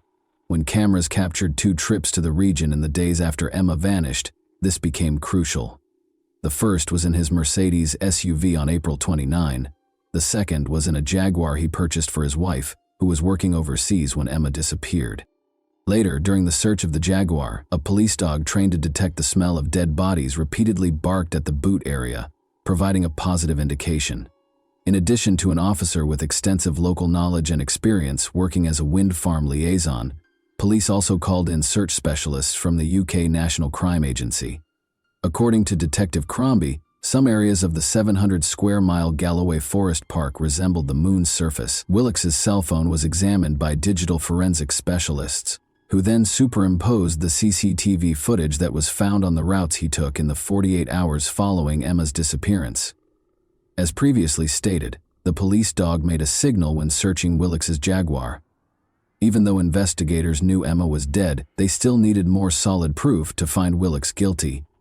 They had to locate Emma's remains. Police called for assistance from the public once more. The Mercedes on Monday, April 29, and the Jaguar on Tuesday, April 30, were both known to have been on the A714 Girvan to Newton Stewart Road. Detective Martin Fergus, who was in charge of the investigation, stated, "What Emma's family is going through is unimaginable, and our priority is to find her. I am thankful to members of the public who have been in touch and have provided us with valuable information which has led us to explore this area. I believe the A714 route is key to helping us find Emma, and I am appealing again to those who use this route regularly. Please take time to think back and consider if you saw a Mercedes or Jaguar car on this road, or parked up somewhere, or even off-road. If you have dash cam footage, please take the time to go through and check it. You may not realize it, but you could have captured footage of the vehicles in these locations, which could provide us with vital information and assist us in finding Emma. Since Willox was the sole suspect in the Emma Faulds disappearance case, he was constantly monitored by the police. Neil Moore, Ross Willox's best friend, gave the police another crucial lead. Moore claimed that after Willox requested to use his device, he noticed the searches on it. On May 8, 2019, Moore told prosecutor Paul Kearney that he discovered searches he had not made on his iPad. They included: do police put tracking devices on cars? Can cars be traced by GPS? And can UK police trace your car without a warrant? Willox was being watched when he was taken into custody at his mother's home on May 8 on suspicion of Emma's murder. Declaring that he had no idea where Emma might be, he entered a not guilty plea. The Galloway Forest is roughly 700 square miles in size. However, police were able to concentrate on a search area by employing specialized techniques. During Operation Salzan, in the search of the 700 square mile Galloway Forest area where Emma's body was suspected to be, police called in Professor Lorna Dawson. Among other things, the soil expert was asked to inspect Willox's Timberland boots. On June 11th, Professor Dawson presented her findings. Emma's nude remains were discovered 24 hours later, concealed in a section of Glen Truel Forest that is not typically traversed by people. When comparing the soil that covered Emma's body to the boots, there was a 92% match. Another potential match from the forest site was discovered beneath the Jaguar car's wheel arch.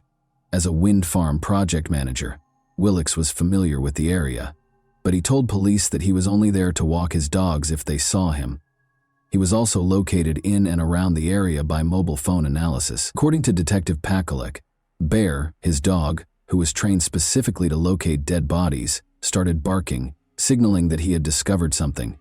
To conduct additional investigation, the officer went back to the location. Pakalek put on sterile gloves and stated, "I lifted the vegetation to see if it was a body part or torso. I could see the lower portion of a naked body." A service was held at Holmesford Bridge Crematorium after hundreds of mourners paid their respects at Kilmarnock's New Lay Kirk. Maverick, Emma's West Highland Terrier, was leading the procession out of the church while sporting a blue bow tie. Emma's relatives posted on the family's butcher shop's social media page that they felt compelled to make a public statement.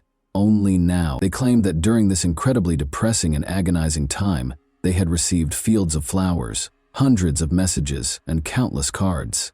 This proves that there is a great caring community spirit in Kilmarnock and further afield, indeed worldwide, they stated. The Faulds family and Emma's dog, Maverick, signed off on the message, saying, "Thank you all so much for your support and kindness you have shown us during the past few weeks. We're not there yet, and it will be a long time until we get answers to all the questions that have been haunting us, but knowing that everyone is with us makes it easier to bear." Emma Faulds' murder has been charged against Ross Willox.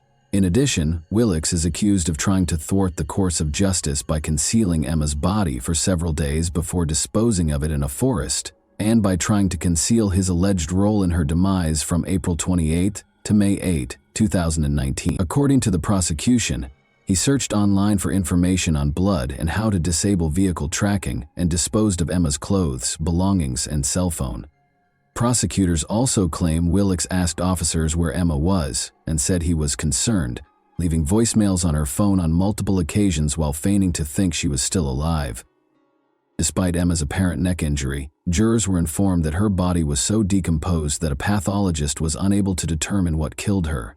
Dr. John Williams, a pathologist, testified in Glasgow's High Court that he examined Emma Faulds after her death, but because of the state of decomposition, Dr. Williams said he could only determine so much from her remains.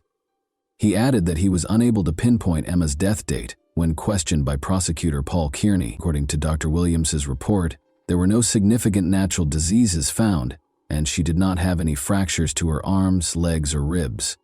In response to the question posed by prosecutor Paul Kearney, "So nothing to point to a natural cause, but with the great caveat that your examination was affected by the state of decomposition?" Dr. Williams said, "That is right." It was discovered during the trial that Emma Faulds' toxicology samples included traces of alcohol and painkillers. The jury was informed that the cause of death must be declared undetermined after Dr. Williams read from his report saying, "In summary, the medical cause of death has not been established. The degree of decomposition has limited many aspects of the post-mortem." Joanne Cochran, a forensic scientist, described to the court how, while inspecting the BMW in September 2019, she removed a tape from a seat lever. It matched Ross Willock's DNA profile, according to the expert. The trial also heard how blood was found in the accused's house. 2 tiny droplets that matched Ross Willock's father's DNA profile were discovered. According to forensic scientist Joanne Cochran, no additional blood was discovered, but there was a tiny staining of contact blood elsewhere that was thought to match the accused. At the trial, Willock's had denied murder. In his version of events, he claimed to have left Ms. Faulds fit and well after partying with her for a while before they drove to her apartment in Kilmarnock, Ayrshire, which was about 9 miles away. Willock's attorney, Donald Findlay, stated that it would not be suitable to offer any apologies on behalf of his client, who disputes his own responsibility. According to Findlay, he is not the kind of person I would have expected to have found himself guilty of a crime of murder. The murder of somebody that he knew and cared for. They cared for each other, not in any romantic sense, but as friends. Something catastrophic went wrong in the early hours of the morning and 1 life was lost. Margaret Faulds, Emma's mother, described the location of her daughter's discovery on the first day of the trial as, "No one would walk there or drive there. You would have to see it to believe how remote it was."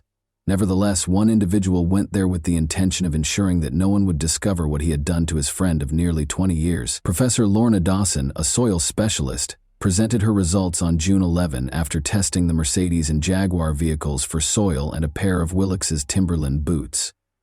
Search teams eventually located Emma after refocusing on damp, marshy areas as a result of Professor Dawson's analysis. She informed the trial that the deposition site was not a place you would typically walk through, and that there was no natural path to it. Her words, "You would avoid it." Professor Dawson stated that rather than originating from a similar common bog habitat, the soil recovered from the boots came from the deposition site. A jury convicted Willock's of murder and attempted obstruction of justice following a 6-week trial.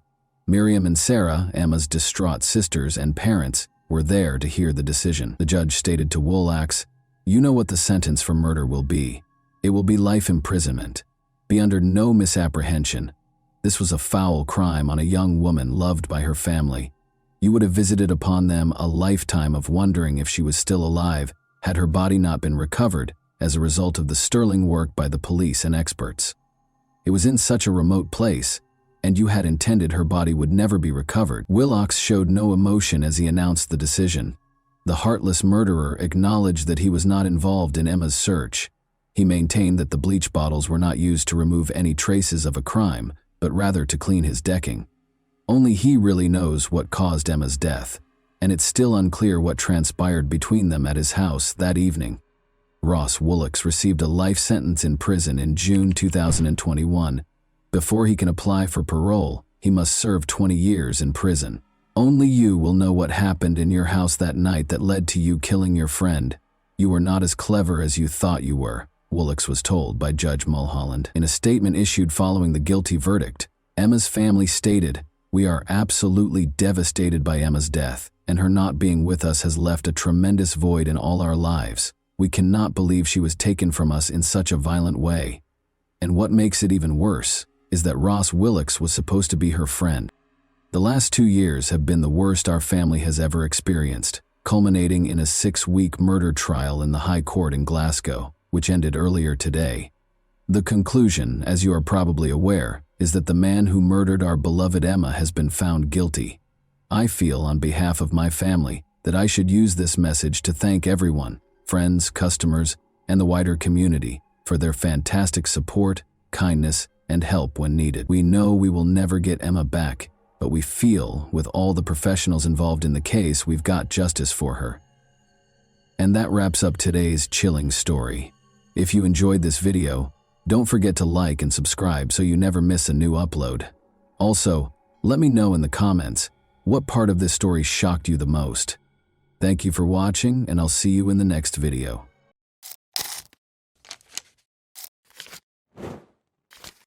Hey guys, welcome to my channel, and today we're going to take a look at another horrible case with you. In this video, we examine what happened on December 26, 2011, in Kershaw, South Carolina. Hope Melton, 30, called her grandmother to report that she was being followed while driving down a country road.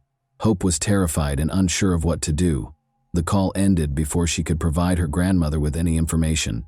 The police were able to identify the suspect by using CCTV footage to solve this case. The subpar performance of one of the authorities, which ultimately impacted the case's outcome, is another noteworthy feature of this case. William Roger and Elizabeth Ray Hodge Roscoe were the parents of Beverly Hope Roscoe Melton, who was born in Cheraw, South Carolina, on December 4, 1981. She was a member of the Beta Club, Vocational Honor Society, Health Occupational Class, and Chorus at Chesterfield High School, where she graduated with honors in the year 2000. Hope worked as the manager of McBee, South Carolina's T&N Country Store. She was a children's church teacher at Lancaster Church of God. Hope had been happily married to Gary Lee Melton for a little more than a year. Although they wanted children, their final Christmas together was in 2011. Hope was going to see her grandmother, who lived about 30 miles away from her home, on December 26, 2011. Rather than showing up for lunch, she got a call on her grandmother's cell phone. Hope called out in a distressed tone. She asked for assistance after telling her grandmother that she was being followed. After the call ended, Hope's mother and grandmother got into their car and headed out to find her. They saw Hope's vehicle parked on the side of the road 5 miles away on a lengthy country road, but Hope was not there. Her grandmother dialed 911 right away, and the county sheriff's office received the call. The call was forwarded to police officers as a missing person report when it reached the sheriff's office. When a missing person report is received, it is imperative that prompt action be taken. At once, one of the sheriff's deputies arrived on the scene. After examining Hope's vehicle, he ruled out the possibility of a traffic accident because it was undamaged and in good operating order. Hope's wallet was gone, but her purse was in the car. Despite searching the vehicle, a forensic team was unable to uncover any information about Hope's whereabouts. Police and volunteers started searching the area for leads. Gary, Hope's shocked and upset husband, showed up on the scene. He told the police that Hope was going to visit her grandmother and had planned to stop at a gas station. At the time, that was the detective's only lead. Hope's grandmother lived about 30 miles away from her home, and there were 4 gas stations along the way. The detectives made the decision to examine each one sequentially. Security cameras were present at the first gas station the detective looking into Hope Melton's disappearance visited. The detective started watching the video in the hopes of spotting Hope. Her husband claims that she left the house at approximately 11:45 a.m. The manager was asked to show the detective the video from an hour prior to Hope calling her family in a panic. When a male customer entered the store at 12:19 p.m., everything appeared to be as usual. The investigator kept watching the footage. A woman entered the picture 3 minutes later. Hope weighed around 140 pounds, stood 5 feet 5 inches tall, and was blonde. She had on blue jeans and a pink shirt. The detective knew right away that it wasn't Hope because the woman in the video was taller than her. At 12:45 p.m., they continued to scroll through the tape, but Hope never appeared. This implied that she had most likely refilled her vehicle at a different gas station. The members of Hope's family were in shock. They looked for logical reasons why she might have vanished. There was a slim chance that she had just become stuck in the mud and gotten out of the car. Maybe someone had come to get her and taken her to a rescue location. They wished Hope well and a speedy return home. A second gas station, just 10 miles from the location where Hope's abandoned car had been discovered, was visited by the detective looking into her disappearance. Additionally, there were security cameras that might aid in the investigation. The detective informed the manager that they were searching for a missing woman when they first arrived at the gas station. The manager recalled possibly seeing Hope around 12 p.m. when the detective described her appearance and the vehicle she was driving. There was no question that Hope Melton had visited this gas station prior to her disappearance. Thanks to a security camera placed outside, she had filled up her car and nothing seemed to be bothering her at the time. Another camera captured a man holding the door open for Hope as she entered. Hope left the store after paying for her gas. She appeared content and in a positive frame of mind. She appeared to be eager to spend the remainder of the day with her grandmother. The man who held the door open for Hope was the one who caught the detective's attention when he re-watched the video. She was followed into the store by a man wearing a white cap, according to surveillance footage. He glanced over at Hope. The detective watched the man in the cap while Hope paid for her gas and walked away. The man left the store after making his payment at the counter. Regretfully, nothing in the video could be used to identify the man.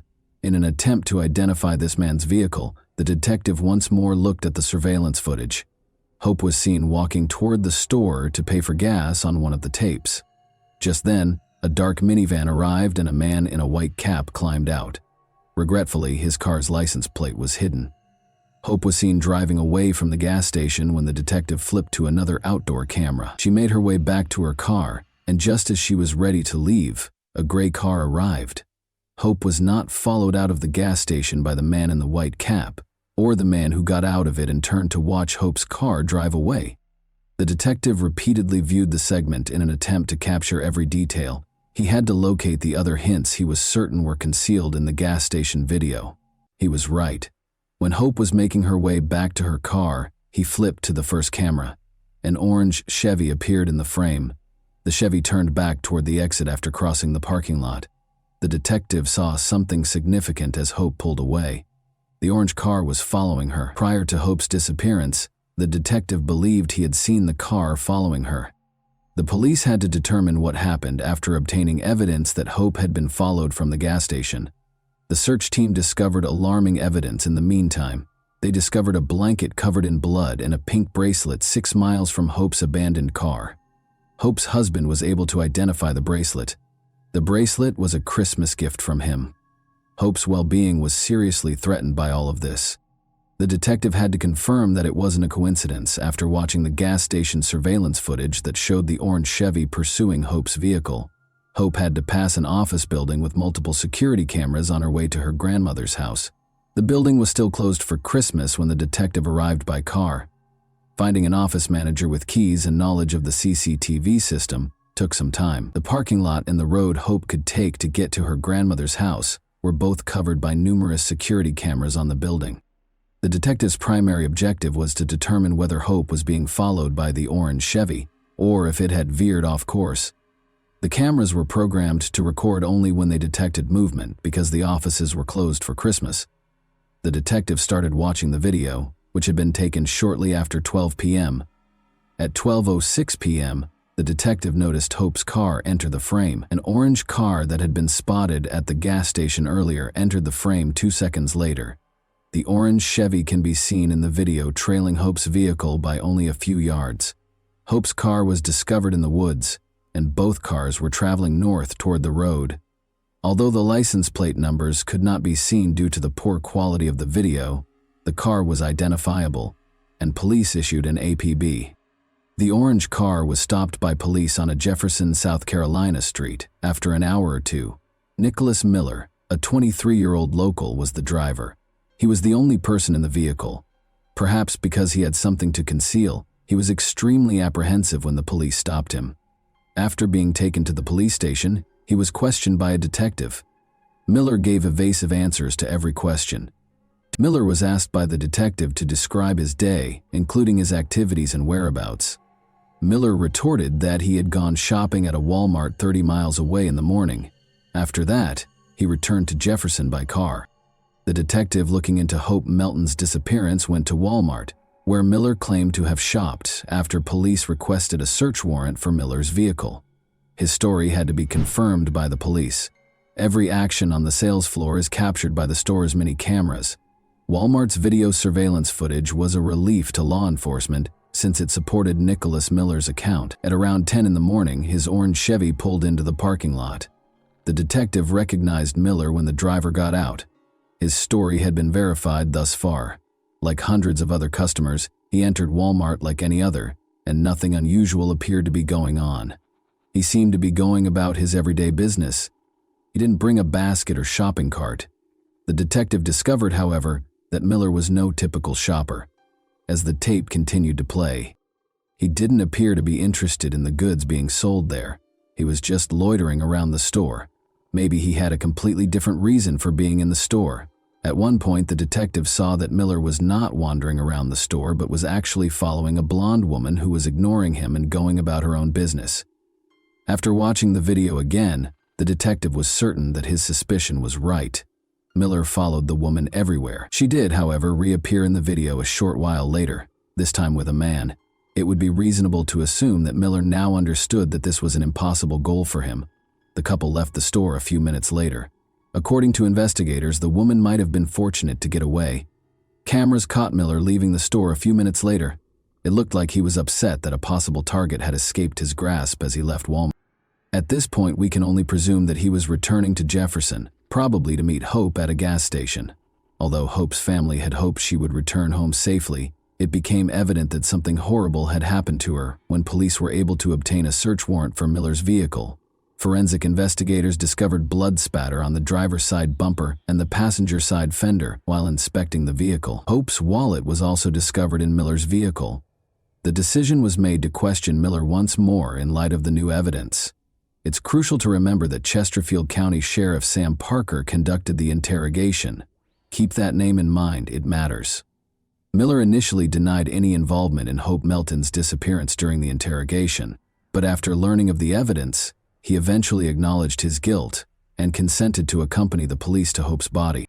14 miles from the location where Hope's car was discovered, Miller guided investigators to a secluded turkey farm. She had no clothes on and was face up on her back on the ground. The scene was absolutely horrifying. There was nothing Miller could explain with regard to his actions. The discovery of Hope's body was communicated to her family. Those who knew and loved Hope Melton were forever altered by what had happened to her. Police were now able to piece together what had happened before Hope died. Miller recently broke up with his girlfriend, investigators found out. We'll never know for sure, but they think this might have contributed to his nervous breakdown. Miller noticed Hope filling up her car at the gas station. He made the decision to go after her at that crucial juncture. She was looking forward to a great day with her grandmother after having a great Christmas with her family. She was unaware that she was being followed. Hope called her grandmother as soon as they arrived at a backwoods road because she knew she was in danger. Miller acknowledged that he had pulled Hope out of her car, pushed her off the road, and pushed her into his vehicle. After he drove her into the woods and tore off her clothes, you can probably guess what he did next. Miller made an effort to hide. After bringing Hope to a turkey farm, he killed her with a baseball bat and disposed of her body. Hope's chance encounter with the monster ended tragically after she stopped for gas. It is incomprehensible to humans.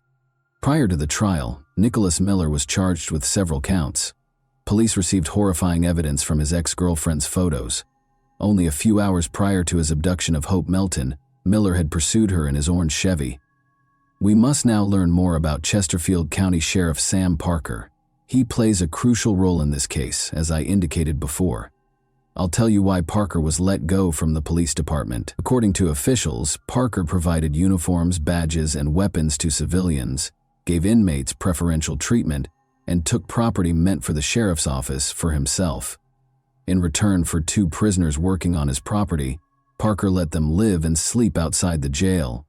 With the former sheriff's knowledge, the prisoners had access to phones, the internet, and an unlimited number of unattended visitors while they were sleeping in the armory. Additionally, prosecutors claimed that Parker provided special treatment to jail inmates, including alcohol and unsupervised visits with women. They were permitted to eat at restaurants and shop. The prisoners allegedly worked on the home and personal belongings of the former sheriff in return. The former sheriff was put on trial as a result. Mike Lee, who was serving a 15-year sentence for arson, testified against the former sheriff during Parker's trial. According to Lee's testimony, he was able to outfit his cell with a refrigerator, a new mattress, and flat-screen TVs while he was incarcerated in Chesterfield County. Lee used his own funds that were sent by family to buy the items. In addition to being permitted to buy and wear ordinary clothing rather than his jail uniform, Lee informed jurors that he would have lunch with deputies. Lee claimed to have had access to phones, the internet, and a Facebook account while working at one of the county's impound lots. Lee eventually left the jail to live in the sheriff's armory, where he hosted a birthday party where guests drank alcohol and ate filet mignon and had sex with a female visitor. Isn't it incredible that an inmate would throw a party at the sheriff's office? Post your thoughts about it in the comments section. Lee claimed that while he was in Chesterfield, he was able to visit his wife and child in Mount Pleasant by private jet from Charleston. Lee also testified that a deputy in a marked sheriff's car took him and another prisoner to Florence, South Carolina, so they could have lunch with a female friend. By working at Parker's house, attending church with Parker, and giving Parker's daughter presents, Lee described how he got to know Parker very well. Parker was convicted in 2014 of 5 counts of official misconduct, 2 counts of providing prisoners with contraband, and 1 count of embezzlement. He received a 2-year prison sentence with the possibility of release. The former sheriff broke down in tears as the judge was about to sentence Parker, expressing regret to his family, friends, and the residents of Chesterfield County. Parker expressed regret to his family for embarrassing them and to his fellow police officers following the verdict. Miller confessed to the crime and guided the police to Hope Melton's body after being questioned by Sheriff Sam Parker, as I previously stated.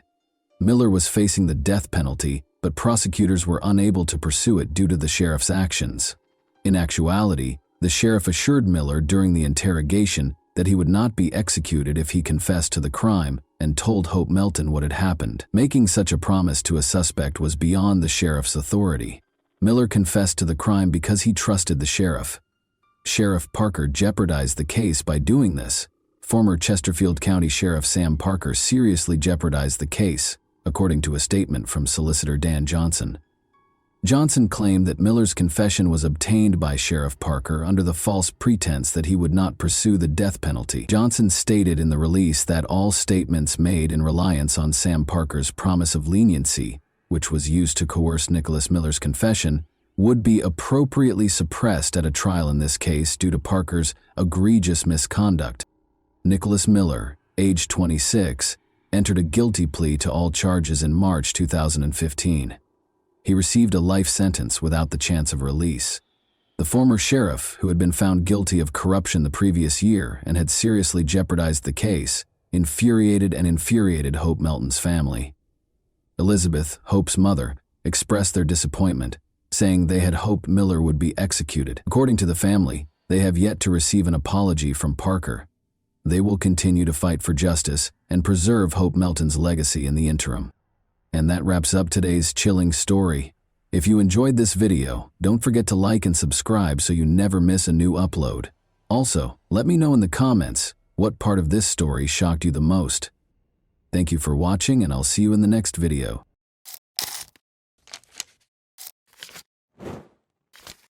Hey guys, welcome to my channel, and today we're going to take a look at another horrible case with you. The seemingly stable world of the Craig family from Colorado took an unexpected and devastating turn in March 2023, amid the everyday routines of family life. Once seen as the epitome of stability, their marriage and careers started to fall apart as long-kept secrets and a lack of trust came to light. New information created even more questions as friends and family tried to make sense of the situation. What actually transpired in this seemingly ideal family behind closed doors? On March 15, 2023, at approximately 11 a.m., Angela Craig was taken to the hospital due to severe headaches, nausea, and dizziness.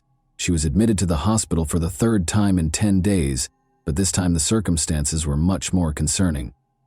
In an attempt to stabilize her condition, which was rapidly declining, medical personnel put her on life support. Her family, including her husband James, was in disbelief at how quickly and abruptly her health had deteriorated. Angela was born in Dodge City on April 15, 1975, and from a young age she had played a significant role in her family and community. Despite having allergies, she grew up in a big family with 10 siblings and fell in love with animals.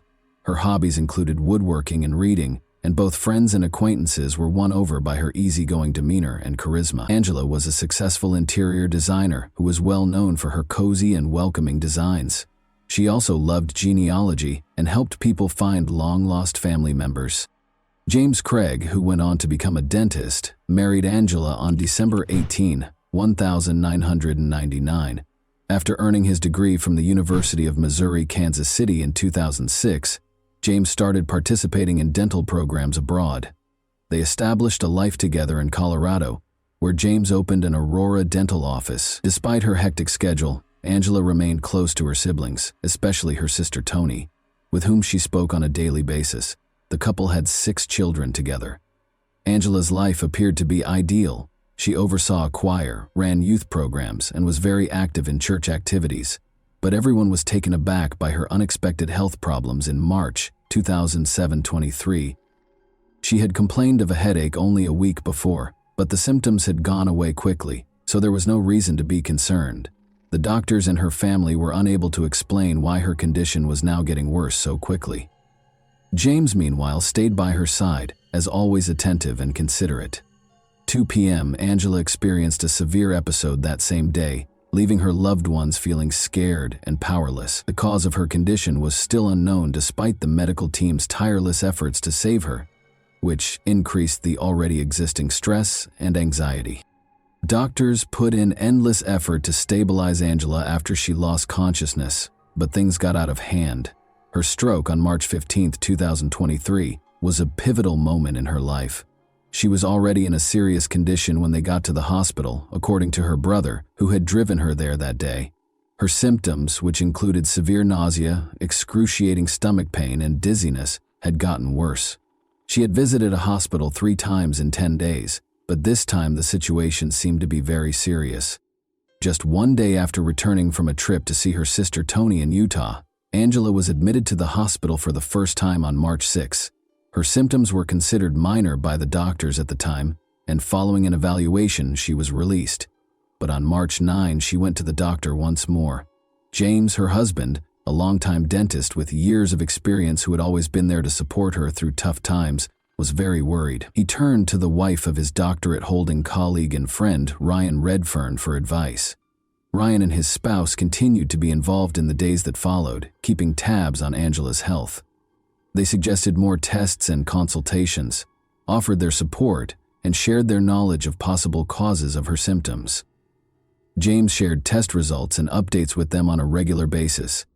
MRIs, ultrasounds, blood tests, and CT scans of different body parts were among the tests that were performed on Angela. All of the results were within normal ranges in spite of these efforts. Despite receiving intravenous fluid therapy, Angela's abnormally low blood pressure remained the only consistent anomaly. James realized how serious the situation was by the time Angela had a stroke on March 15th. He sent Ryan's wife pictures from the hospital room as he broke the heartbreaking news. The pictures showed Angela surrounded by medical equipment while being watched closely by a group of experts. Even so, the doctors were unable to come up with a conclusive diagnosis, which left everyone feeling overwhelmed and powerless. A desperate phone call on the morning of March 15 would make James even more anxious. Angela's brother told him that her condition had drastically worsened and that he was taking her to the hospital. James was treating patients at his clinic at the time. He left as soon as he heard the news to be with her. Desperate for answers, James decided to speak with Ryan's wife once more, after realizing that the traditional diagnostic techniques were not working. The events leading up to March 15, 2023, were tense and unnerving because Angela's health was continuing to deteriorate at an alarming rate. Angela was admitted to the hospital for the second time on March 9 and was monitored overnight. Doctors hoped she would get better, but they couldn't figure out what was causing her symptoms. Even though the test results were always normal, the growing anxiety among her family and the medical staff was concerning. Despite all of these changes, Ryan and his spouse remained influential. James's longtime friend and financial partner, Ryan, had previously helped him through difficult times, including rescuing James's dental practice in 2021 during a financial crisis. Their help was equally important this time, since Angela's life now depended on it, and the cause of her pain was still unknown. At James's dental clinic, Caitlin, the new office manager, couldn't get rid of the feeling that something strange was going on with her boss. After multiple incidents in the days preceding March 15, when Angela's condition deteriorated to a critical level, her suspicions started to grow. After speaking with James's close friend Ryan, she was able to piece together her observations and uncover an unsettling pattern. Everything began on March 6. Caitlin was working late that night when James showed up at the clinic out of the blue. He had no appointments with patients, and his actions appeared unusual. James went into one of the exam rooms and used the computer there rather than using his office computer. Although Caitlin thought this was strange, she didn't give it much thought at the time. On March 13, a package reached the clinic a few days later. James had made it clear that Caitlin was to accept it herself and that no one else was to open it, but when she went to pick up the delivery, she found that the box had already been opened by another employee. A cylindrical container bearing the warning label "hazardous materials" and the words "potassium cyanide" was found inside. Startled, but aware of James's instructions regarding confidentiality, Caitlin promptly resealed the package and gave it to him without question. She witnessed James carrying the brown paper-wrapped container out of the office later that day. Her suspicions were strengthened by this incident. She looked into potassium cyanide because she was becoming increasingly uneasy, and what she discovered was terrifying. The dizziness, nausea, and low blood pressure that Angela had been experiencing for days closely matched the symptoms of exposure. Angela was in critical condition by the time Ryan and his wife got to the hospital to help James. Ryan was surprised when Caitlin told him about the odd things that happened at the clinic, even though he was already aware of some of the family struggles. He was so horrified by her story that he called the police and told them what she had told him while he was on his way to the hospital. Nevertheless, Caitlin observed other peculiar actions from James. She remembered something else. As she was leaving the office on the evening of March 6, James texted her to ask her to personally make sure that a package that was scheduled to arrive was delivered to her. This request appeared to be merely a formality at the time, but in the context of later events, it became more significant. Ryan made the decision to speak with James when he got to the hospital. James asserted that Angela had requested the order for the aforementioned chemical, potassium cyanide, but his explanation sounded tentative, which made Ryan even more suspicious. Ryan shared this information with investigators out of concern, and they started to suspect that this case was much more complicated than it first seemed. Angela was taken to the hospital once more on March 15. Her symptoms, which included sharp abdominal pain, nausea, and extreme dizziness, had gotten critically worse. By the time police arrived, Angela could hardly stand, according to her brother, who had driven her to the emergency room. James now appeared to be aware that things were rapidly getting out of his control. James was questioned by police later that day. Investigators focused on a crucial question even before the official interview began. How would James explain the link between his purchase of potassium cyanide and Angela's abrupt and serious health decline? Interviews with the hospital's medical staff, where Angela was receiving treatment, marked the start of the investigation. Ryan's worries alerted a nurse, who confirmed that Angela's test results revealed odd markers. Her symptoms, which include seizures and rapid deterioration, may be consistent with exposure to a toxic substance, according to her attending physician. Investigators turned their attention to the circumstances surrounding Angela's hospitalization as a result of these statements, which turned into crucial pieces of evidence. Detectives went to James's dental clinic the next day. The office manager, Caitlin, made a number of observations that added to the mystery. She remembered James talking about looking after Angela and making her a protein shake on March 6. Angela's health started to deteriorate shortly after, which was a coincidence that investigators noticed and led to further inquiries. In the days that followed, Caitlin added, James frequently seemed nervous, shunned social interactions, and talked on the phone a lot. She was especially drawn to his request that she sign documents pertaining to the purchase of clinic equipment. Investigators suspected possible financial misconduct after examining these documents and finding that the amounts listed were significantly greater than the equipment's true cost. James regularly used the office computer for personal purposes, according to one of the clinic staff members.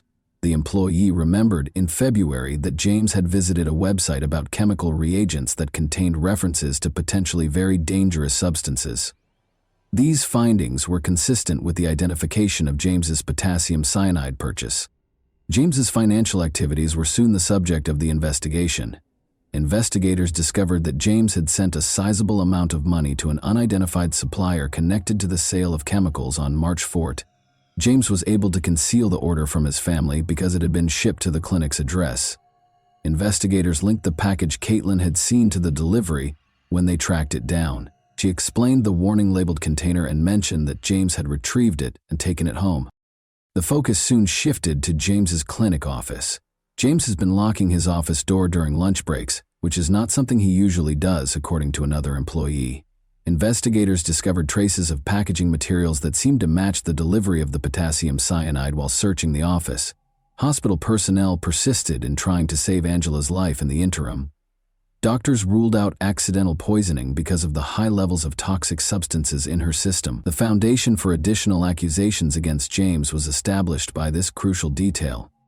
In the hopes of discovering more evidence connecting James to Angela's declining health, detectives secured warrants to search James's house and car. In her additional testimony, Caitlin noted that Angela's symptoms were consistent with those of potassium cyanide poisoning, which include nausea, vomiting, and low blood pressure. She added that even in tiny doses the chemical could be fatal. Investigators' suspicions grew stronger with each new piece of evidence, which led them to believe that intentional actions caused Angela's health crisis. James's computer was examined as part of the inquiry. Detectives discovered notes on it that listed the times and dates that Angela's symptoms worsened. The nature of the record suggested that James may have been using them to track and control her condition, even though the entries seemed to document her health problems.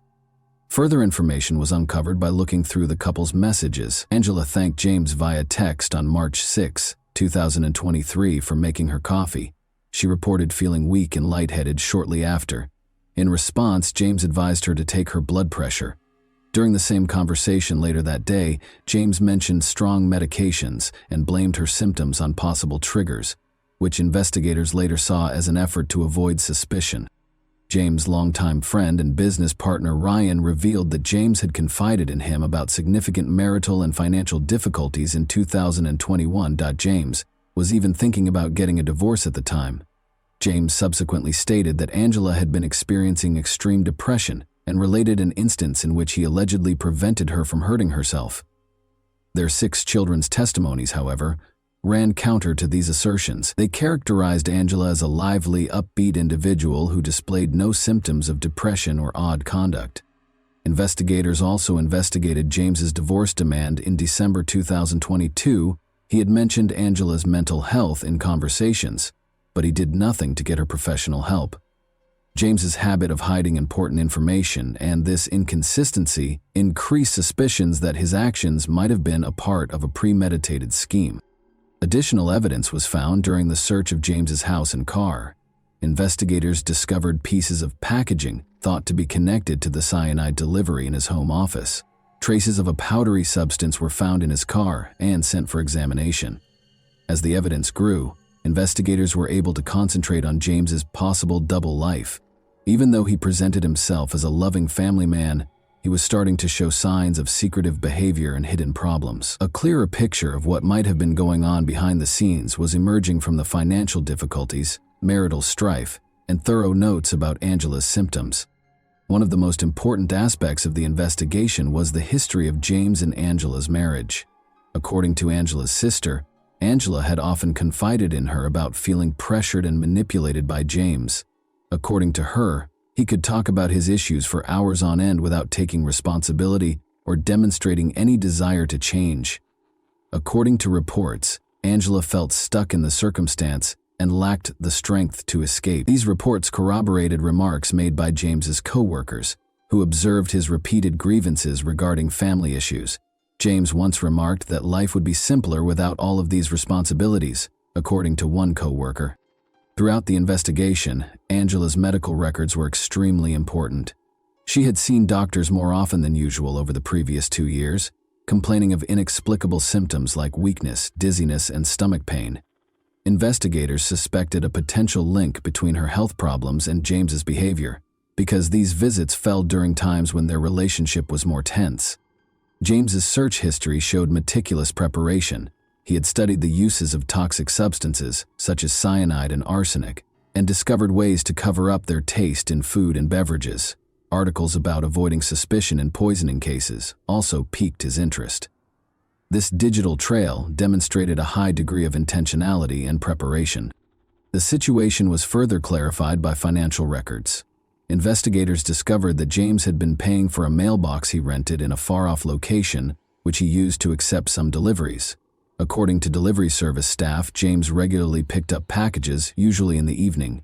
His cyanide purchase, which was already being investigated, coincided with one of these deliveries. Additional leads were obtained through interviews with Angela's friends. According to one friend, Angela had complained of odd symptoms weeks prior to being admitted to the hospital, and she had expressed concern that they might have been caused by something she had eaten or consumed. Nevertheless, she ruled out James's involvement, blaming her illness on fatigue or other medical conditions. Investigators sought the opinion of toxicologists, who tested Angela's hair in order to shed light on the matter. Traces of arsenic and other harmful substances were found during the analysis, suggesting that the person had been exposed to poisons for a long time. These results clearly indicated that Angela's declining health was not a coincidence. A coherent story started to emerge from the gathered evidence, which included witness accounts, financial transactions, and the outcomes of medical tests. Long before Angela was admitted to the hospital, James had not only carefully planned his course of action, but had also started carrying it out. Nevertheless, investigators persisted in their efforts to dispel any remaining uncertainties. Investigators also looked into James's financial circumstances and found some concerning information. With more than $2 million in debt, his dental practice was in terrible shape. This was made worse by his gambling habit. James's financial situation was already unstable because he had lost a significant sum of money in Las Vegas. These disclosures provided a fresh viewpoint on James and Angela's marital problems, which, in the words of Angela's sister, had been anything but ideal for years. According to Angela's sister, James had consistently persuaded her to stay in the marriage, despite her attempts to leave it for 16 years. Those close to her claimed that despite feeling emotionally spent and stuck, Angela lacked the willpower to break up with him. Investigators suspected James of employing manipulation techniques to keep control of the situation as a result of these accounts. Another aspect of James's life was illuminated by emails discovered during the investigation. An intimate relationship that started in 2022, when Karen, a Texas orthodontist, filed for divorce, was disclosed in correspondence with her. Investigators were drawn to one specific detail. James had purchased airline tickets for Karen on the same day he was issued an arsenic order. Karen apologized for not being with James in an email on March 16 and said she hoped to see him soon. Investigators looked into life insurance plans that were obtained in Angela's name in the interim. They found 3 policies that paid out a significant sum of money. This discovery heightened concerns that James might have included money in his purported scheme. At 4:29 p.m. on March 18, medical professionals pronounced Angela clinically dead. James was charged with first-degree intentional homicide a few hours later. Investigators claim that on March 6, 2023, James, who regularly made protein shakes for his wife, tried to put arsenic in her beverage. After that failed, he told the supplier that he needed potassium cyanide for a medical procedure and ordered an expedited shipment. James was arrested the next day. He was charged with several offenses, including tampering with evidence, at his first court appearance. The judge imposed a $10 million bail amount. Prosecutors charged James Craig with solicitation of murder and solicitation of perjury shortly after. An Aurora police detective was the alleged victim, according to Aurora police spokesperson Joe Moylan, even though the indictment didn't say who James was supposed to hurt. The trial of James Craig has been postponed indefinitely. Craig is scheduled to appear in court with a new lawyer after entering a not guilty plea. Craig was also accused of surreptitiously delivering a jail letter to a fellow prisoner who was freed on bond with the help of an adult daughter. The letter, according to the prosecution, included a request to produce a fictitious video that allegedly showed Angela Craig requesting that James get her some toxic substances. Angela's family made the decision to donate her organs after she passed away on March 18. Knowing that her life could save others gave her loved ones some small comfort in this choice. Her family wrote her obituary, which omitted the terrible circumstances of her death and instead highlighted her generosity, love for her family, and commitment to helping those around her. Angela's 6 children were thrown into the middle of these terrible circumstances in the meantime. Angela's family took custody of them after James was arrested in an effort to protect them from the consequences of his alleged behavior. During this trying time, Angela's family put in a lot of effort to make sure the kids got the help and attention they required. The dark secrets that James Craig had meticulously hid behind the facade of a prosperous career and an apparently contented family life were exposed by this case. The tragic result of his painstakingly planned actions devastated not only his own life, but also the lives of his loved ones, family, and children. This story is a sobering reminder that appearances of success and stability can conceal deep conflicts and hidden agendas, leaving many lives forever altered and many questions unanswered. And that wraps up today's chilling story. If you enjoyed this video, don't forget to like and subscribe so you never miss a new upload. Also, let me know in the comments what part of this story shocked you the most. Thank you for watching, and I'll see you in the next video.